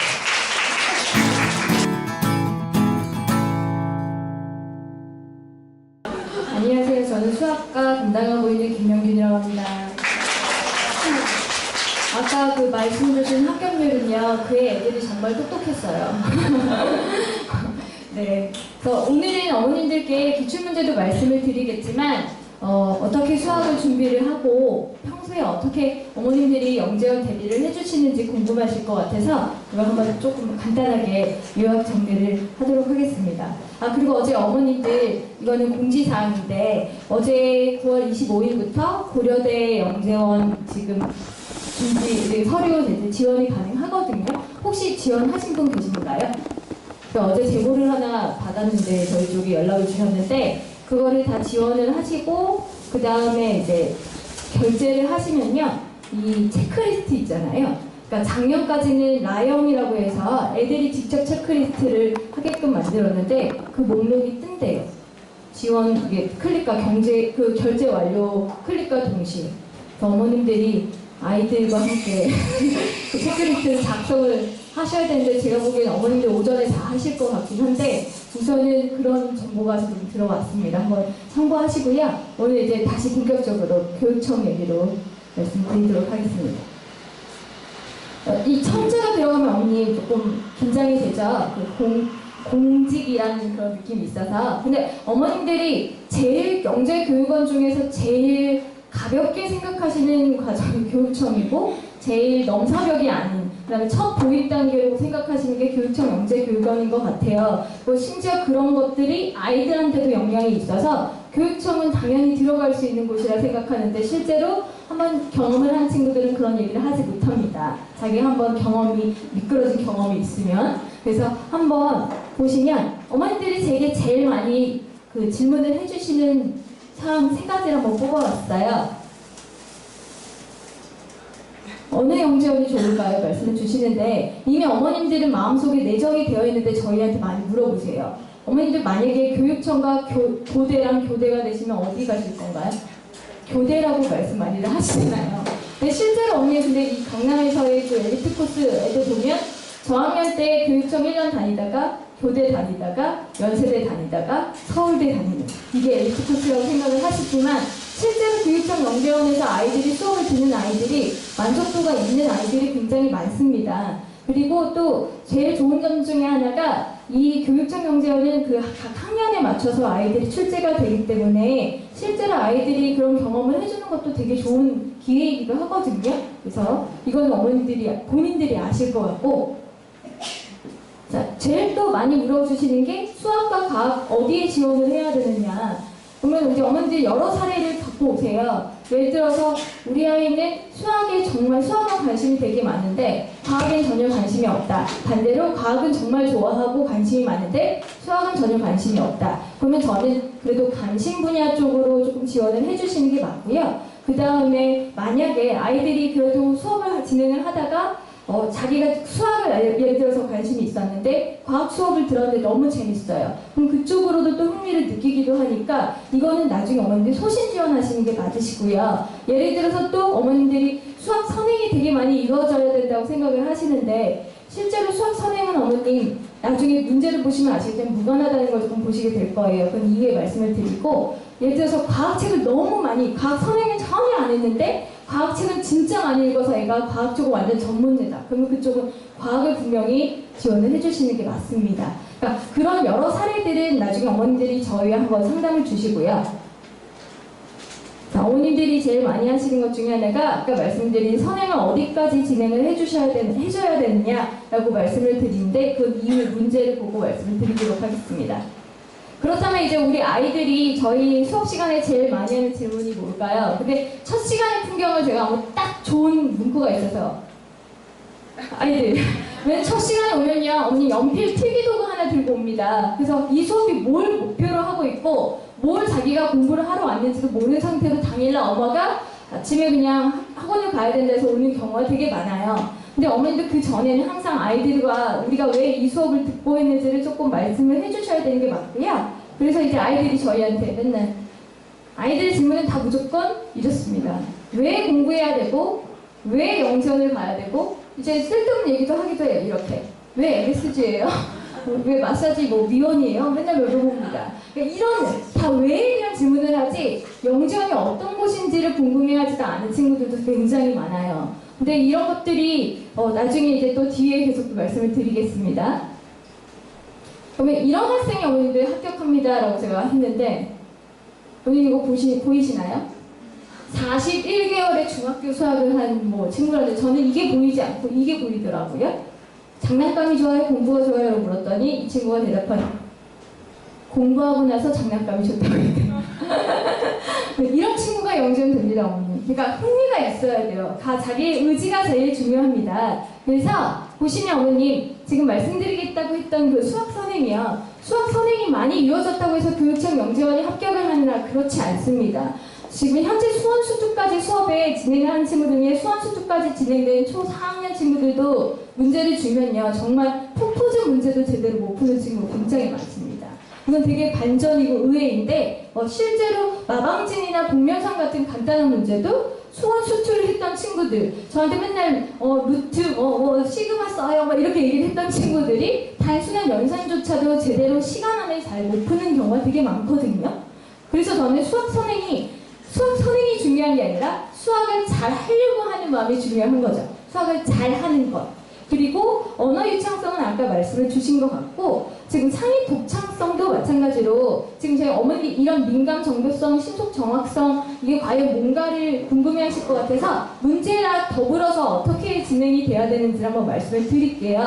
그러니까 실제로 신속 정확성도 되게 중요한 게 주어진 시간 안에 아이들이 문제를 풀어내야 되는데 친구들 보면 그렇지 못한 경우 되게 많고요. 예를 들어서 문제 중에 뭐 10가지를 적으세요. 최대한 많이 적으세요. 그러면 그 문제에 올인한 친구도 굉장히 많습니다. 그러니까 그런 것들 다 이런 것들이 다 가진 친구들이 이제 준비를 하는 게 맞는데 이 5가지 요인 중에서 딱 2가지로 이게 집약이 될 것 같아요. 2 단어로.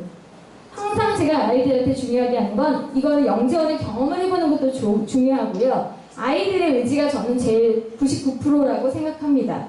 그래서 한번 문제를 보여드리도록 할게요. 예를 들어서 이건 어머니 많이 제가 보여드리는 건데 예를 들어 이런 것들을 가지고 여기서 찾을 수 있는 규칙을 최대한 많이 쓰세요. 이게 어머니 수원수투 뭐 이렇게 중앙수학과 관련이 있을까요? 전혀 그렇진 않습니다. 그래서 보시면 아이들 그냥 아무런 경험이 없는 친구들은 그냥 일씩 커진다. 방향도 얘기해주지 않아요. 구체적이지 않고 자세하지 않습니다. 그러면 좋은 답안을 할 수가 없어요. 항상 방향을 써줘야 되고 그 다음에 이거 다 같은 말이거든요. 그러니까 이런 걸 경험한 친구들은 이게 같은 말이라는 걸 알고서 같이 똑같은 걸 중복해서 쓰진 않습니다. 그리고 뭐 애들한테 이제 야 위랑 아래만 보지 마 이러면 또 대각선 얘기를 하거든요. 이런 것들도 뭐 80 크다 뭐 이런 것들 오른쪽 버튼이 근데 오른쪽 버튼이 왼쪽보다 90 크다 이런 연산 다 가벼운 연산으로도 충분히 규칙을 찾을 수가 있어요. 근데 이제 뭐 예를 들어서 왼쪽과 오른쪽 버튼이 항상 짝수와 홀수 이것도 어머니 높은 개념은 아니잖아요. 근데 이런 걸 찾을 줄 알아야 됩니다. 다양하게. 그리고 또 제가 아이들한테 또 이 얘기를 해서 제가 김영준 천재설이라고 맨날 얘기를 하는데 여기 보시면 오른쪽 버튼이 10의 자리 숫자와 1의 자리 숫자를 합하면 왼쪽 버튼이 됩니다. 그러니까 이런 것들을 찾아내고 아이들이 깊이 사고할 수 있는 걸 평가하는 거죠. 영재성 평가라는 건, 검사라는 건. 그리고 또 다른 예를 드리자면 이건 왕이 삼각형의 정원 안에 정팔각형의 호수를 만들고 그 주위에 8개의 사각형 모양의 잔디밭과 8개의 삼각형의 꽃밭으로 둘러싸이게 만들려고 한다. 그럴 때 수학적으로 나타내라 라고 했을 때 어머님 아이들 어떻게 하는지 한번 보여드릴까요? 이 정도로 단순합니다. 말 그대로. 여기에 그래서 야 이거 너네 너무한 거 아니냐? 그러면 여기다 예쁘게 꽃 그리고 여기 잔디 그리고 이럽니다. 그럼 제가 맨날 미술형집을 뽑는 거 아니라고 하는데 이거를 하고 나서 제가 한번 이제 잘하는 친구들이나 아니면 기본적으로 이제 조금 어느 정도 연습이 된 친구들은 이렇게 나옵니다. 네, 이런 식으로 정사각형 정원 안에 이렇게 팔각형, 그 다음에 이렇게 주어진 조건을 다 맞춰서 그리죠. 아까 분명히 대조되죠. 근데 좀 더 연습을 시키고 좀 더 같이 이런 식으로 연습을 계속 수업 시간에 진행을 하면 이런 것만 쓰지 않아요. 딱 하나만 쓰지 않아요. 이런 식으로 찾아냅니다. 똑똑하죠? 이거 제가 다 읽어낸 트레이너로 읽어낸 친구들입니다. 네, 이렇게 진행이 돼요. 그러니까 이런 것들을 할 줄 아는 거라서 수학 선행이 과연 물론 수학 선행을 한다는 건 아이들이 그만큼 그쪽에 흥미와 그 다음에 뭐 의지가 있다는 게 반증이 돼서 이제 수학 선행이 많이 되는 친구들이 합격을 많이 한다고 비춰지만 실제로 수학 선행이 100% 답은 아니라는 거죠.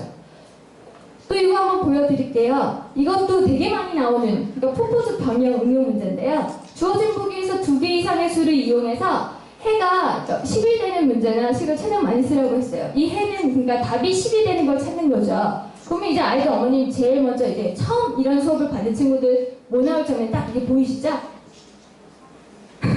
네, 10 곱하기 1 만족했잖아요. 2개 이상의 수고. 그죠? 그럼 이제 제가 좀 다양하게 2개만 쓰지 마 라고 얘기하면 또 이렇게 얘기를 해줍니다. 근데 또 제가 선생님이 만약에 영재를 지원했으면 난 이걸 쓸 거야 라고 했을 때 애들이 또 김영준 천재서예요 얘기를 해줬어요. 네. 어머니들 인정하십니까? 저는 영재를 합격할 것 같습니다. 네. 그러니까 단순히 여기서는 어떤 뭐 사칭 연산을 쓰라는 얘기도 없었고 그죠? 아무런 얘기가 없었죠. 그러면 그 조건에 맞춰서 조금 더 발상의 전환을 하는 게 필요하죠. 이건 되게 단순한 연산이지만 발상을 전환할 수 있는 사고력을 가지고 있는 이런 영재성을 이런 친구들이 영재성을 갖고 있는 거죠. 이런 연습을 계속 꾸준히 해주셔야 됩니다. 물론 학원에서도 진행을 하지만 평소에 아이들이 이런 생각을 가질 수 있도록.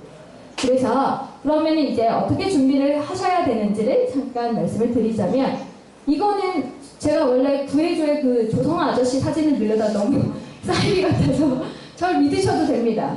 이거는 다 진짜 매년 출제되는 유형들이에요. 매번 어머니 프포즈 아이들 하는 거 한번 보신 적 있으신가요?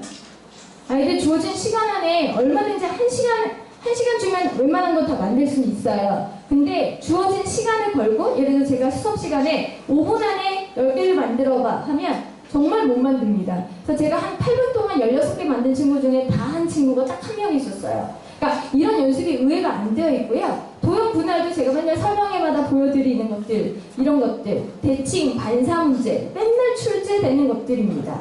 시계 시차 문제도 그렇고 서술형 문제도 어머님 글로 스토리텔링으로 쓰는 연습도 굉장히 많이 필요하고요. 그리고 수열과 암호 문제는 어머님 계속 나와요. 안 나온 적이 없습니다. 규칙 찾는 건 무조건 출제가 되거든요. 그러니까 이런 것들의 연습을 계속 꾸준히 시켜주셔야 됩니다. 그래서 기출문제를 이제 보여드리는데 이제 처음에는 다 어머님이 예년들 거라서 되게 많이 보시던 것들이에요. 이런 것들. 그리고 2015학년 2년 전 것들. 그리고 한글과 자음 모음을 되게 사랑하던 시절에 맨날 이런 반사 아니면 선대칭 뭐 이런 것들 대칭형 문제를 굉장히 좋아하던 시절의 문제고요. 이런 것들을 가지고 뭐 이렇게 글자로도 예를 들어서 이렇게 되는 것도 있지만 글자 자체로도 뭐 2글자, 3글자 뭐 이런 식으로 준비하는 아이들 어머님 제가 이거를 샘플로 주고 한번 만들어 보려고 하면 애들 뭐라고 하는지 아세요? 소주래요, 소주. 이게 아이들이 보이는 거 그냥 없기만 했어요. 뭐, 선생님 주소도 돼요. 근데 이걸 어머님 진짜로 여기다 쓰면 과연 좋을까요? 이런 거는 그럼 이런 문제가 나왔을 때 어떤 게 좋을까요? 모든 좀 다양한 자음가에서 받침이 있는 것들이 좋습니다. 그리고 자음과 모음도 다양하게 들어가는 게 좋죠. 그런 것들, 뭐 봄소풍이나 뭐 이런 식으로요. 그러니까 아이들 이런 식으로 애들 뭐 주유소 뭐 이렇게 얘기하는데 실제 그런 것들 만약에 생각이 나지 않아서 그런 걸 쓰면 어쩔 수 없지만 좀 더 고민을 해보면 좀 더 좋은 답안을 낼 수가 있는 거죠. 또 이런 것들도 이건 내년들 이게 스토리텔링 문제가 굉장히 많이 나왔다는 걸 보여드리려고 했던 거고요. 이거 말고도 뭐 뒤에 이런 것들 이 두 개의 뭐 그림을 보고서 사진 보고서 연결한 다음에 얘기하라는 거. 그래서 그 후에도 또 이런 식으로 얘 공통점인 거 찾아서 그렇게 생각한 이유 이거를 막 최대한 많이 쓰는 거죠. 그러니까 이런 스토리텔링 유형도 굉장히 많이 나왔었고. 이거 분할 문제 아까 말씀드렸었잖아요. 애들 제일 많이 하는 거 이런 것들. 그죠? 이렇게 짝대기 그리는 거. 이런 연습들 되게 많이 하는데 실제로 저는 아이들 이게 4등분 안 하고 16등분 시켜서 이 모양 이런 식으로 찾아내는 연습을 시킵니다. 이 분할 문제 굉장히 많이 나와요. 이것도 재작년까지는 나왔었거든요. 그래서 도형을 여기 4개로 나누는 거, 5개로 나누는 거 이런 식으로 분할 문제도 나옵니다. 어머니 이게 선행이 필요할까요? 여기 뭐 외심 내심 들어가고 막 이러진 않잖아요. 그죠? 그러니까 아이들이 얼마만큼 생각을 해낼 수가 있느냐가 되게 중요합니다. 교육청은요. 교육청 영재원은 그렇습니다. 그리고 이런 것들 제가 수열 문제 많이 나온다고 했잖아요. 이런 식으로 순서상을 준 다음에 얘네들이 나타내는 수를 찾아내는 거예요. 그래서 6,10에는 누가 있고 100을 나타내는 순서상 구하는 이런 소문제 보시면 한 문제 있으면 항상 한두 문제, 두세 문제는 항상 소문제로 따라 붙는 게 교육청 영재원의 수학 문제의 특징이기도 합니다. 또 이런 것들, 이것도 6학년 거거든요. 근데 이거 보면 원인, 수의 합이 모두 같도록. 어머니 이게 선행과 관련이 있을까요? 그렇진 않죠. 그치만 이런 걸 경험을 많이 한 친구들이 유리하니까 아무래도 선행을 한 친구들이 그래도 경험치가 높아서 그걸 잘 푸는 거지 진짜 깊은 뭐 어떤 수학적인 개념이 들어가는 건 아닌 거잖아요. 다른 시선으로 볼 수 있는 이런 연습을 충분히 할 수가 있습니다. 아이들. 그 다음에 이것도 6학년 문제였어요. 그래서 이거는 스위치를 시계 반대 방향으로 돌렸을 때 분고문이 열리는 것. 그래가지고 한 개 또는 두 개 도형 한 번에 돌릴 수 있으면 몇 번 돌려야 되느냐 이런 식으로 또 이런 문제들. 이런 문제들이 출제가 됐었고요. 이제 작년 문제 잠깐 몇 문제만 가져왔어요. 그래서 애들이 맨날 얘기했을 거예요. 엄마 헨젤과 그레텔 문제 나왔어. 근데 그 내용을 잘 몰랐었죠. 그래서 제가 열심히 복귀한 겁니다. 그래서 이거는 뭐냐면 암호 찾는 문제예요. 얘도 뭐냐면 제가 아까 제일 밑줄에 말씀드렸던 규칙입니다. 규칙을 찾아서 찾아낸 그 연산을 이용한 문제라서 실제로 이런 문제가 나왔었고 그 다음에 자 요거는 이제 화성에 이제 낮 시간 계산하는 거 있죠? 이런 것들 이런 게 작년에 출제가 됐었고 도형 부분도 한번 보여드릴게요. 동그라미를 채울 때 이게 스탬프를 찍은 거였어요. 도장이 2개 있을 때는 같은 횟수만큼 사용한다. 이 조건이 걸려 있었고 이 도장들을 가지고 이게 1번, 이게 2번, 3번, 4번 이런 식으로 돼서 여기에 이 모양대로 찍을 수 있는 게 뭐 있는지를 횟수를 구하시오라는 게 작년 문제였습니다.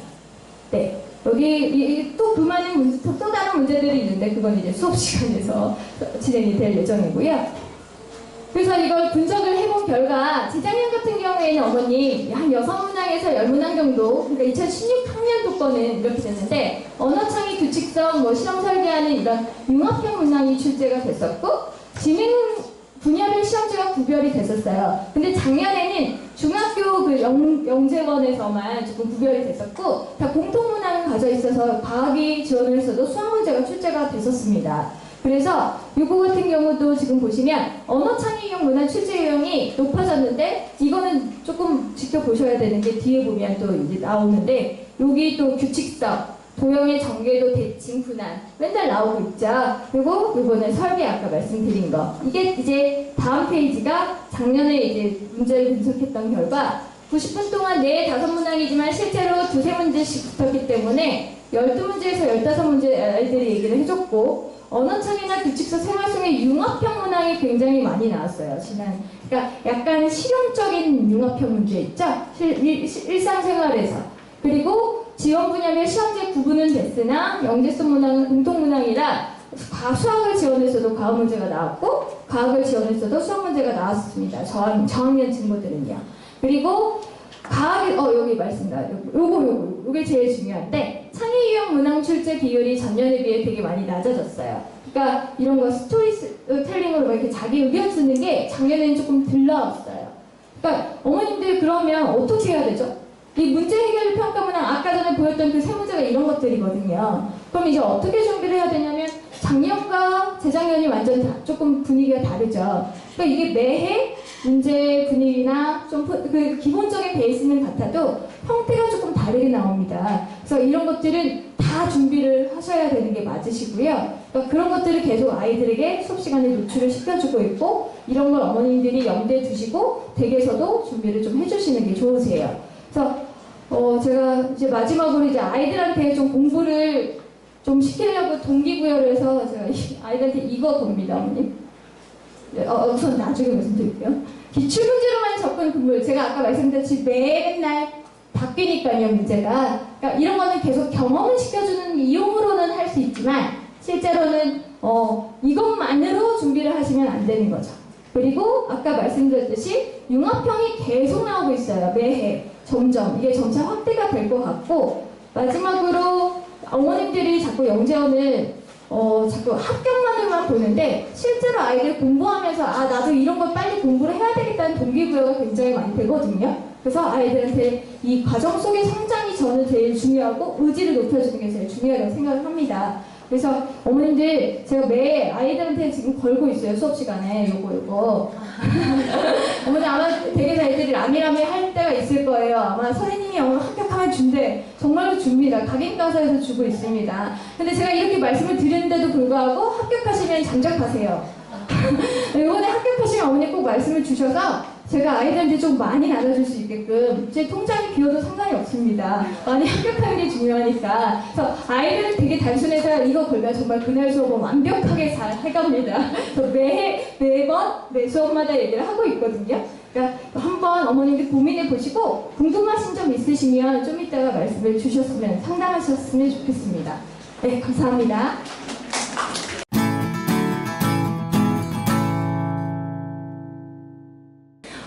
MSG 영재교육원에서 과학을 맡고 있는 김민정입니다. 감사합니다.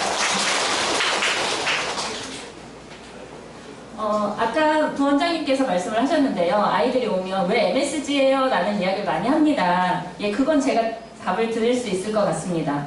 예, 아버님들도 많이 말씀을 하시는데 그 미원학원 안 갔냐고. 예, 그 이야기 말씀하신다고 하시는데요. 네, 저희 학원 MSG 맞고요. 네, 저희 학원은 MSG만큼 깊고 감칠맛을 내는 학원입니다. 한번 맛보면 빠져나올 수 없는 어머님들의 깊은 맛을 흉내라도 내보려고 항상 노력하고 있습니다. 이번 영재원도 그렇게 준비하고 있어요. 오늘 지금 제가 드릴 말씀은요. 이번 영재원 오늘 첫 이제 이 설명회를 통해서 게이트 문을 열어드리고 싶습니다. 예, 그리고 기출 경영하고 영재와 분석, 그 다음에 저희 실제 수업의 이야기를 오늘은 좀 솔직하게 말씀을 드리려고 하고요. 준비는 어떻게 하는지 이렇게 말씀드리도록 하겠습니다. 먼저 어떤 문제가 출제되었나요? 이게 항상 궁금하실 거고요. 어머님들이 이미 많이 아실 것 같아요. 예, 그래서 결론부터 속 시원하게 말씀을 드리면은요. 저학년은 생명과학 문제가 동물 문제가 계속 꾸준하게 출제되고 있습니다. 예, 지금 내일이 계속 출제가 되어 있고요. 그 다음에 4학년 같은 경우나 5학년들에서도 물 주제에 관련된 것이 출제가 되고 있습니다. 이거는 어떻게 할 수가 없는 부분이에요. 물이 물리, 화학, 생물, 지구과학에 빠지지 않고 모두 다 있기 때문에 물 하나라고 하는 소재 이것 하나만큼은 확실히 알고 있으면 좋을 것 같습니다. 그래서 제가 매년 물과 관련된 책은 한 권 읽으면 예, 그것이 좋다. 예, 한 문제 정도는 꼭 걸리니까 예, 보시면 좋을 것 같습니다. 그 다음에 이제 과학 영역에서 탐구 영역에서 지금 문제들이 번갈아 가면서 출제되고 있는데요. 저학년보다는 고학년과 중등에서는 꼬박이 출제되고 있는 문제이고요.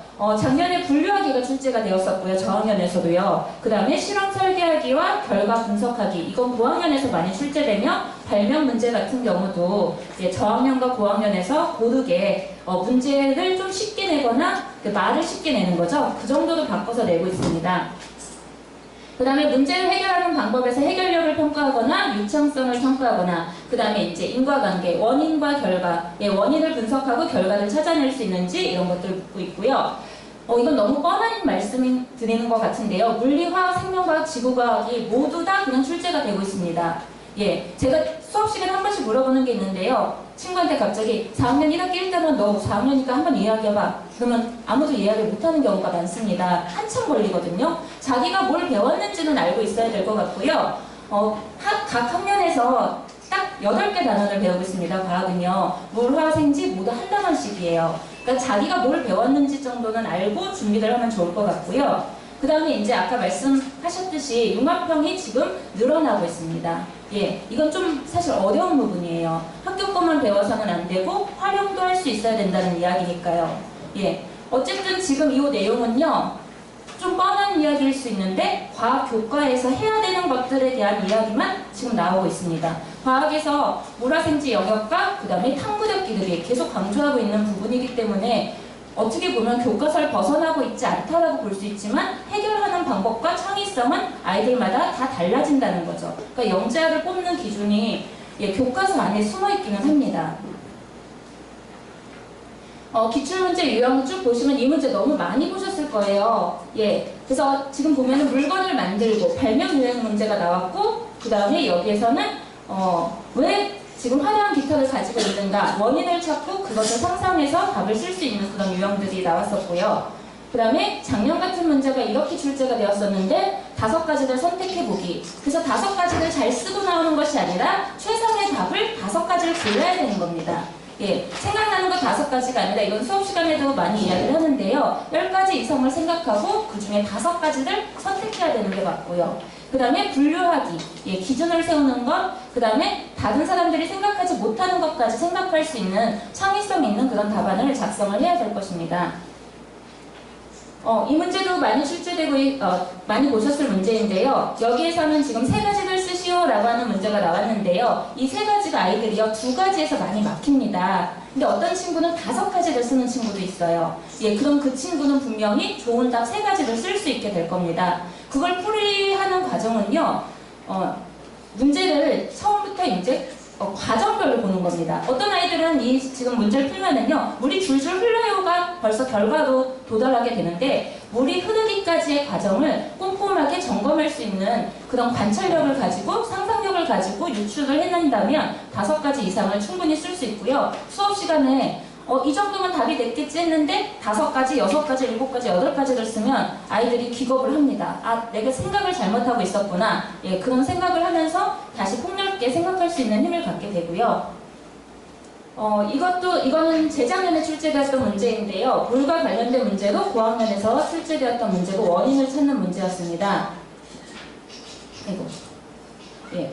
그 다음에 이 문제도 재작년에 출제되었던 문제이고요. 예, 돌이 왜 물에 뜨지 않을까 그랬을 때 돌에 대해서만 생각하는 친구가 있고요. 이 돌이 아니다라고 생각하는 친구가 있을 거고요. 돌과 반대로 이 배경이 되는 물에 대해서 생각하는 친구가 있을 거고요. 그 다음에 주변의 어떤 환경 조건에 대해서 생각하는 친구도 있을 수 있었습니다.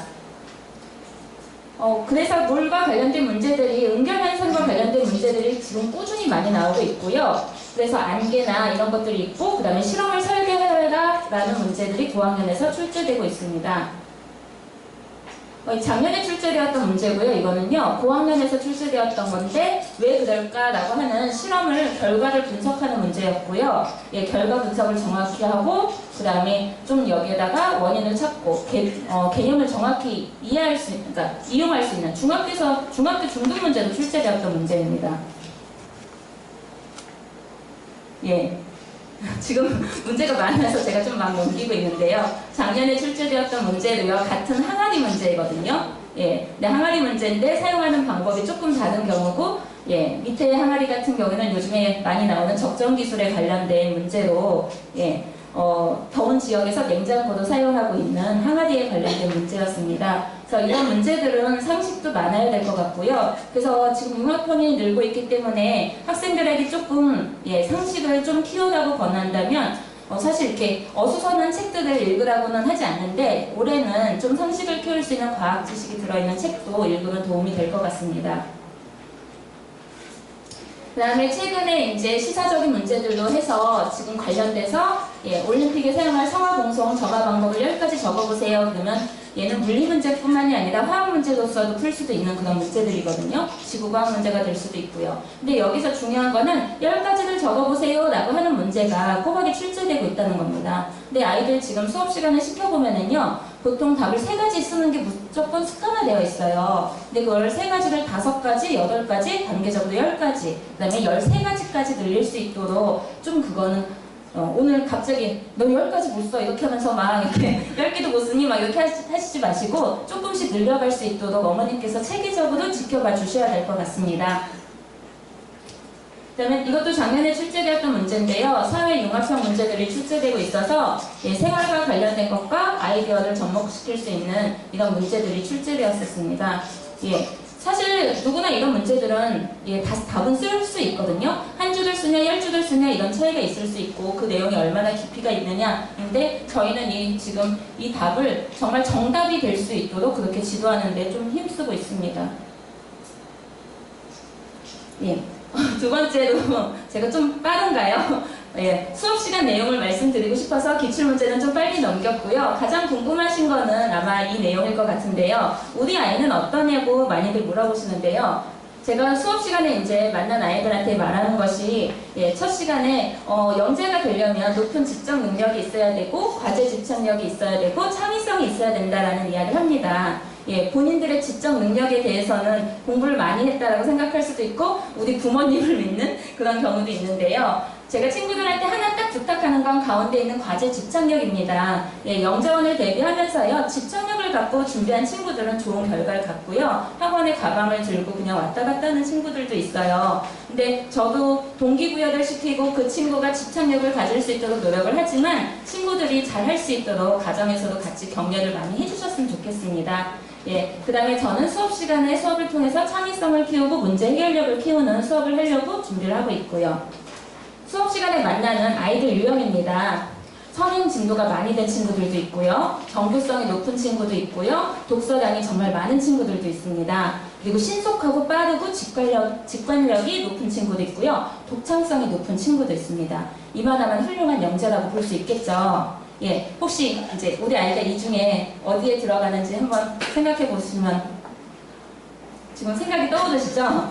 예, 근데 다시 한번 생각을 해보셨으면 좋겠습니다. 제가 수업 시간에 만난 친구들 중에는요, 다시 보시면 선행 진도만 나간 친구가 있습니다. 예, 암기만 많이 되어 있는 친구가 있고요. 그 다음에 정교성만 높은 친구도 있어요. 정교성만 높은 친구들이 답을 쓰면은요, 반 페이지 이상을 막 씁니다. 채점을 하면은요, 단어 하나 건지기가 어려워서 미안하게 다 그어야 되는 경우도 있습니다. 네, 이런 친구들도 있고요. 독서량은 정말 많은데요. 머릿속이 뒤죽박죽 정리가 되어 있지 않아서 답을 못 맞추는 친구도 있습니다. 그 다음에 신속한 친구들이 있어요. 문제를 안 읽습니다.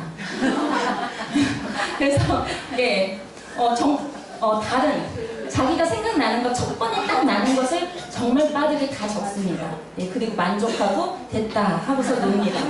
예, 독창성이 높은 친구도 있습니다. 제가 건드릴 수 없는 친구들이에요. 예, 저는 이 부분 되게 높게 삽니다. 근데 준비가 안 되어 있어요. 개념이 없고요. 그러니까 무기가 없어요. 예, 무기를 만들 줄 아는데요. 무기가 없는 거죠. 예, 그런 친구들이 있습니다. 혹시 이 마지막 친구는 어떤 친구인지 아십니까? 어떤 친구일 것 같으세요? 글씨를 엉망으로 쓰는 친구입니다. 예, 저거 하나만 잡아주셔도 예, 아이들 실력이 많이 늘 것 같아요. 이렇게 아이들이요, 가운데 쓰기를 너무 좋아합니다. 예, 가운데 쓰기. 맨 앞에 여기를 다 두고요, 가운데부터 답을 써요. 그래서 오른쪽으로 점점 끝에 가 있고요. 그러다 보니까 공간이 없어서 생각을 이제 안 합니다. 답을 다 썼거든요. 예. 그러니까 아마 많이 공감들 하실 거예요. 물론 꼼꼼하게 다 쓰는 게 사실 쉽지만은 않은데요. 예, 그거를 좀 하고 생각을 정리해서 쓸 수 있는 연습을 하려면 예, 글씨 쓰는 걸 잡아야 될 것 같습니다. 제가 안타까운 경우를 봤는데요. 2학년 때 보고 4학년 때 보고 6학년 때 보는데 예, 영재원이 끝날 무렵이 되면 글씨가 잡혀있는데 4학년 때 왔는데 다시 처음으로 돌아가 있는 그런 친구를 본 적이 있습니다. 2년마다 한 번씩 보는 친구인데 네, 그런 경우가 있어서 그 친구가 꾸준히 좀 학습을 했으면 하는 아쉬움이 있었습니다. 수업 시간에 풀었던 문제들을 가지고서 말씀을 드리려고 하는데요. 물두고 깨지는데 왜 간장독은 안 깨질까요? 물과 관련된 문제를 유사 문제를 만들어서 물어봤습니다. 친구들이 뭐라 그랬을까요? 친구가요. 간장독은 왜 안 깨져요? 그게 왜 안 깨지는 거죠? 이렇게 물어봤습니다. 예. 물독이 깨지는 이유는 알고 있어요. 근데 딱 이렇게 질문을 하는 순간 이 친구의 머릿속에서는 이 문제는 난 모르는 문제야 라는 생각이 이제 들기 시작을 하는 겁니다. 그러니까 충격, 이제 어떻게 해야 될지 모르는 거죠. 예. 이 친구는 선행을 많이 한 친구임에도 불구하고 간장독이 왜 깨지는지 이거를 생각할 줄 모르는 거예요.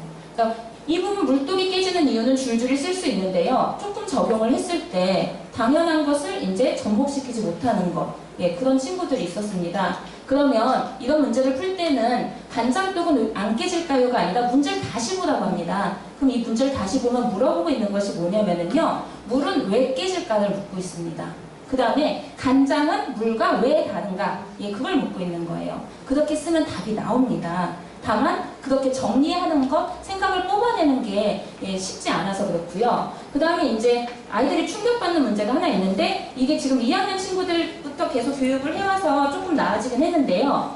예, 여쭤볼까요? 여기 하얀색, 예, 이게 뭘까요? 주전자에 있는 이 하얀색. 김이죠. 네. 여기서 꼭 농담하는 친구 있어요. 먹는 김이라고요. 네, 재미없죠. 저도 재미없습니다. 네. 자, 근데 그럼 김이 뭘까? 물질로 이야기해봐라 그랬을 때, 예, 뭐라고 대답을 하냐면, 수증기요. 또 이제, 공부 한번 한 친구는 물이요. 라고 대답을 합니다. 예, 얘는 물이 맞습니다. 수증기가 아니라 물이라고 하고요. 제가 수증기라고 말하는 친구에게는 지금 이 자리에서 교실에 있는 물을 다 모으라고 합니다. 아니, 수증기를 다 모아보라고요. 분명히 보이니까 모을 수 있을 거라고 이야기를 하거든요. 그 다음에 이제 두 번째 문제도 또 넘어갑니다. 자, 드라이 아이스가 나왔습니다. 아이들이 드라이 아이스 너무 좋아합니다. 31개 아이스크림 파는 데 가서 해서 집에서 실험을 다 해봤대요. 예. 자, 그럼 이 하얀 연기가 뭐냐 이렇게 물어봅니다. 계속 연속해서 물어보고 있어요. 뭘까요? 이제 고민에 조금 빠집니다, 아이들이. 드라이 아이스니까 이산화탄소요. 예, 선행에 많이 되어 있는 친구고 똑똑한 친구예요. 물입니다. 예. 이산화탄소가 아니라 이것도 물이에요. 세 번째 뭡니까 하면 이제 완전 혼란이 오는 거죠. 예, 근데도 다른 이야기 합니다. 가스요, 뭐 어쩌고저쩌고 이렇게 이야기를 합니다. 세 번째도 물이에요. 예, 지금 왜 물인지를 정확히 오개념을 갖지 않고 과학을 정리해서 활용할 수 있는 능력이 필요하다는 말씀 드리고 싶어서 보여드린 거고요. 예, 그래서 이제 그 다음에는 안개가 뭐냐, 구름이 뭐냐 이렇게 들어갔을 때 제대로 정확히 이해를 할 수 있게 됩니다. 비행운 문제는 작년에 출제되었었습니다. 예. 양초는 왜 잘 될까요? 속불꽃은 왜 그을음이 생길까요? 이 문제에 대해서요. 아이들이 너무너무 답을 잘 써서요. 저도 깜짝 놀랐습니다. 친구들이 공부를 지금 많이 하고 있구나 라는 생각을 했어요. 처음에는 이제 아이들한테 한 40명, 50명 되는 친구들한테 물어보면은요. 한 반 정도는요. 사실 이 양초가 왜 잘 타는지, 그러니까 양초가 어떻게 타는지도 모르는 친구들이 있고요. 그 중에 한 10명은요. 양초가 액체 상태로 탄다, 뭐 고체 상태로 탄다, 기체 상태로 탄다 이런 답들이 다양하게 나뉘어지기도 합니다. 그 다음에 속불꽃이 왜 그을음이 생길까요? 물어보면 이제 완전 연소, 불완전 연소, 뭐 산소가 탄소랑 결합해서 막 정말 잘 씁니다. 지금 너무 걱정하지 마세요. 혹시 이 중에서도 우리 아이는 이걸 모르는데 이렇게 생각하시는 분들도 있으실 텐데요. 지금 여기에서는요, 그걸 묻는 문제가 아니고요. 제가 50명 이렇게 문제 풀려봤을 때 딱 한 명만 정답을 맞췄습니다. 예, 정말 다 알고 정확히 과정은 잘 썼는데요. 문제는 양초는 왜 잘 탈까요? 였거든요. 어떻게 타느냐가 아니라 양초라고 하는 구조가 왜 잘 탈 수밖에 없는지 그걸 묻는 건데요. 그 왜에 대한 대답을 안 쓰는 친구들이 많습니다. 문제를 꼼꼼히 보고서 풀어야 되는데요. 아이들이 답은 잘 쓰면에도 불구하고 문제를 정확히 인식하지 못하고 타는 것은 알지만 왜 잘 타는지 같이 판단을 하지 못한다는 이야기죠. 예, 그래서 그런 것들까지도 조금 천천히 문제를 다시 한번 분석해보는 연습도 필요할 것 같고요. 그러니까 선행이 잘 된 친구들이나 성격이 급한 친구들이 그렇게 쓰는 경향이 조금 높았습니다. 그 다음에 배추잎과 한 살에 대한 가설 세우기인데요. 탐구 문제에서 이 과정이 지금 3학년 문제죠. 배추잎나비가 나온다는 거는요. 예, 그래서 친구들이 3학년 때 공부를 많이 했고 5학년 친구들이 돼서도 이 3학년 때 과정을 잊지 않고 있는 친구들이 많았습니다. 그런데 가설 세우기라고 하는 것은요. 문제 인식이 있어야지만 가설을 세울 수 있는데요. 저희 친구들이 쓰는 가설들은 대부분 이런 가설들이 거의 70%를 차지했습니다. 알이 며칠 있다가 애벌레가 될 것이다. 배추잎나비는 배추잎을 잘 먹을 것이다. 예, 이거는 내가 확인을 하는 내용 과정인데요. 이 확인하는 과정이 단순했고 왜 이런 일이 일어나지? 라고 하는 문제인식을 하지 않고 가설을 세우다 보니까요. 답의 깊이가 정말 차이가 많이 났습니다. 어떤 친구는요. 가장 쉬운 답 중에 하나가 온도를 조절해서 배추잎나비가 탈피를 완전 탈바꿈 하는데 시간이나 성장하는 속도가 달라질 것이다 이런 가설을 세우는 친구가 있었고요. 그 다음에 이것도 여러 가지 유형이 있는데 더우면 이렇게 쓰는 친구가 있고 온도가 높을수록 이렇게 쓰는 친구들이 있고요. 예, 그냥 애벌레가 될 것이다 이렇게 쓰는 친구가 있고요. 그래서 지금 이 가설과 탐구에 대한 그런 부분에서는 한번 정리를 꼭 하는 시간을 가졌으면 좋겠습니다.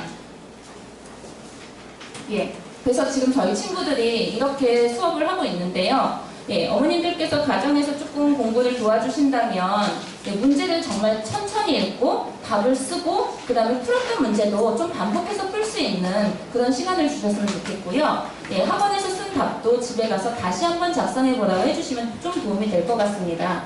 자, 준비하는 부분에 대해서 말씀을 드리려고 하는데요.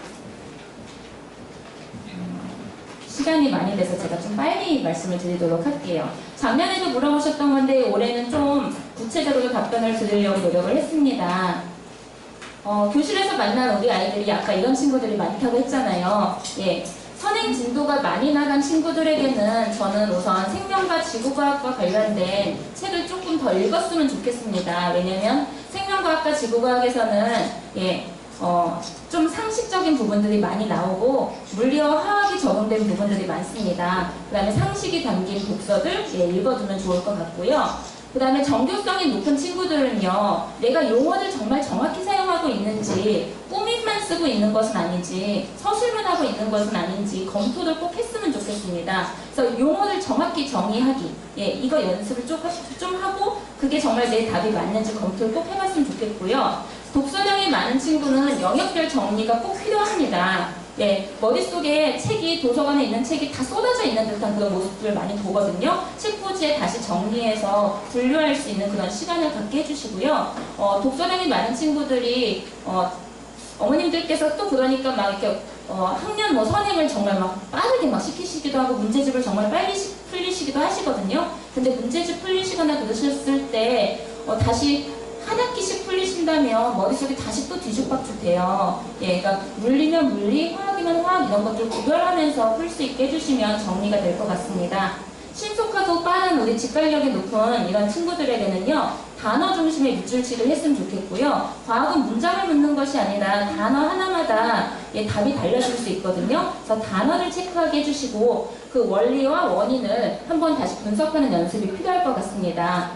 독창성이 높은 친구에게는요, 저는 과학 교과랑 선행 진도를 권해드리고 싶습니다. 예, 이 친구들은요 무서운 친구들인데요, 독창성을 이미 갖고 있기 때문에 지식만 제대로 갖춘다면은요 아무도 건드릴 수 없는 친구들이 될 것 같습니다. 그래서 제가 건드릴 수 없는 친구들이에요. 그걸 깨트리고 싶지 않기 때문에요. 그건 키워줘야 되는 부분이고요. 눌러서는 안 된다고 생각이 듭니다. 이제 저 친구들은요. 밑줄 칩니다.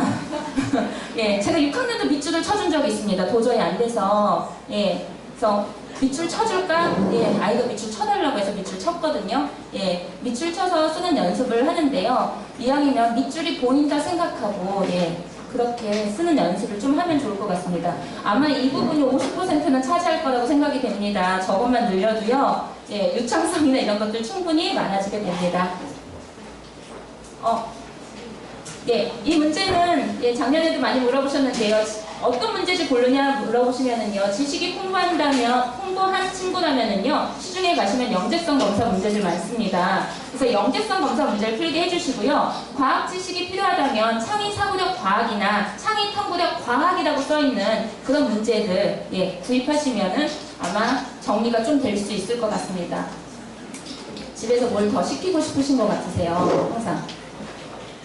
그 다음에 집에서 만약 문제 풀고 채점을 해주신다면은요, 아이가 생각하는 거를 계속 격려하고 들어주시고 칭찬을 좀 해주셨으면 좋겠습니다. 그 다음에 왜 너는 이걸 모르고 있니? 지금 공부를 뭘 했니? 이렇게 말씀하시지 마시고요.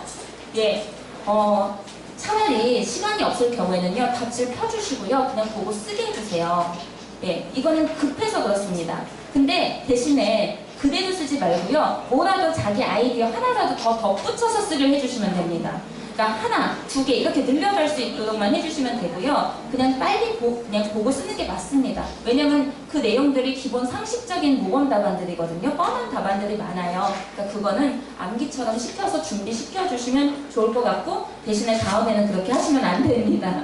예. 그 다음에 교과별로 단원명을 쭉 적어봤습니다. 예, 자기가 배운 거 목차 한번 꼭 보게 해주셨으면 좋겠습니다. 4학년 친구들은 3학년 목차부터 한번 봤으면 좋겠고요. 예, 3학년 친구들은 자기가 뭘 배우고 있는지, 6학년 친구들은 이걸 한번 영역별로, 지금 제가 색깔별로 나눠놨거든요. 예, 영역별로 한번 쭉 쓰는 연습을 하고, 이게 어떻게 연결이 되는지 한번 정리를 한다면 중학교에서도 잘 써먹을 수 있을 것입니다. 그 다음에 또 책을 읽히고 싶으시다면요, 지식을 채울 수 있는 영역별 과학 도서가 있고요. 융합형 문제를 풀 수 있게 물과 관련된 문제, 그 다음에 전통과 관련된 문제, 실험 문제는 꼭 풀어야 되겠죠. 예, 발명도 시간이 된다면 한번 풀려주시고요. 상식 문제, 예, 저 책은 아주 쉬운 책입니다. 예, 근데 즐겁게 볼 수 있는 책이라서, 그 다음에 의외로 영재원에서 많이 나왔던 문제들이 많이 출제된 책이라서 상식 문제로 예, 했습니다. 저 책이 거의 제가 15년 전에도 봤던 책인데 지금도 예, 계속 나오고 있는 것 같아요. 예, 그리고 지금도 추천되고 있더라고요. 그래서 미스터 폰 과학에 빠지다. 예, 예전하고 표지는 많이 달라졌지만 재밌게 그냥 틈틈이 볼 수 있는 책입니다. 그래도 더 할 것이라고 꼭 물어보세요.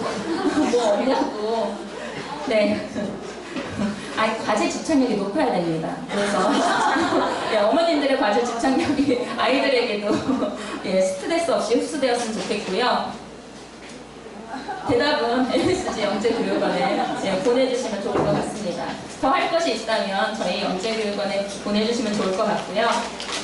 영재는 재능이 뛰어난 사람으로 타고난 잠재력을 개발하기 위하여 특별한 교육이 필요한 사람이라고 합니다. 예, 타고난 잠재력, 그 에디슨 경고가 있잖아요. 1%의 영감과 99%의 노력. 예, 1%의 영감이 소중한 아이들입니다. 예, 그 아이들의 1%를요, 키워나가야 되는데 1%를 평생 유지하거나 1%가 줄어드는 아이들이 많습니다. 그러기 위해서는 정말 특별한 교육이 필요하다고 생각을 하고요. 저희 MSG에서는 특별한 교육을 하는 남들과 다른 생각을 할 수 있고 영재원에서 아이들을 많이 본 그런 사람들이 모여있는 곳입니다. 그래서 좋은 결과가 있을 수 있도록 올해도 최선을 다해서 지도하도록 하겠습니다. 궁금하신 점 있으시면요 학원에 전화 주시고 언제든지 상담해 드릴 수 있도록 노력하겠습니다.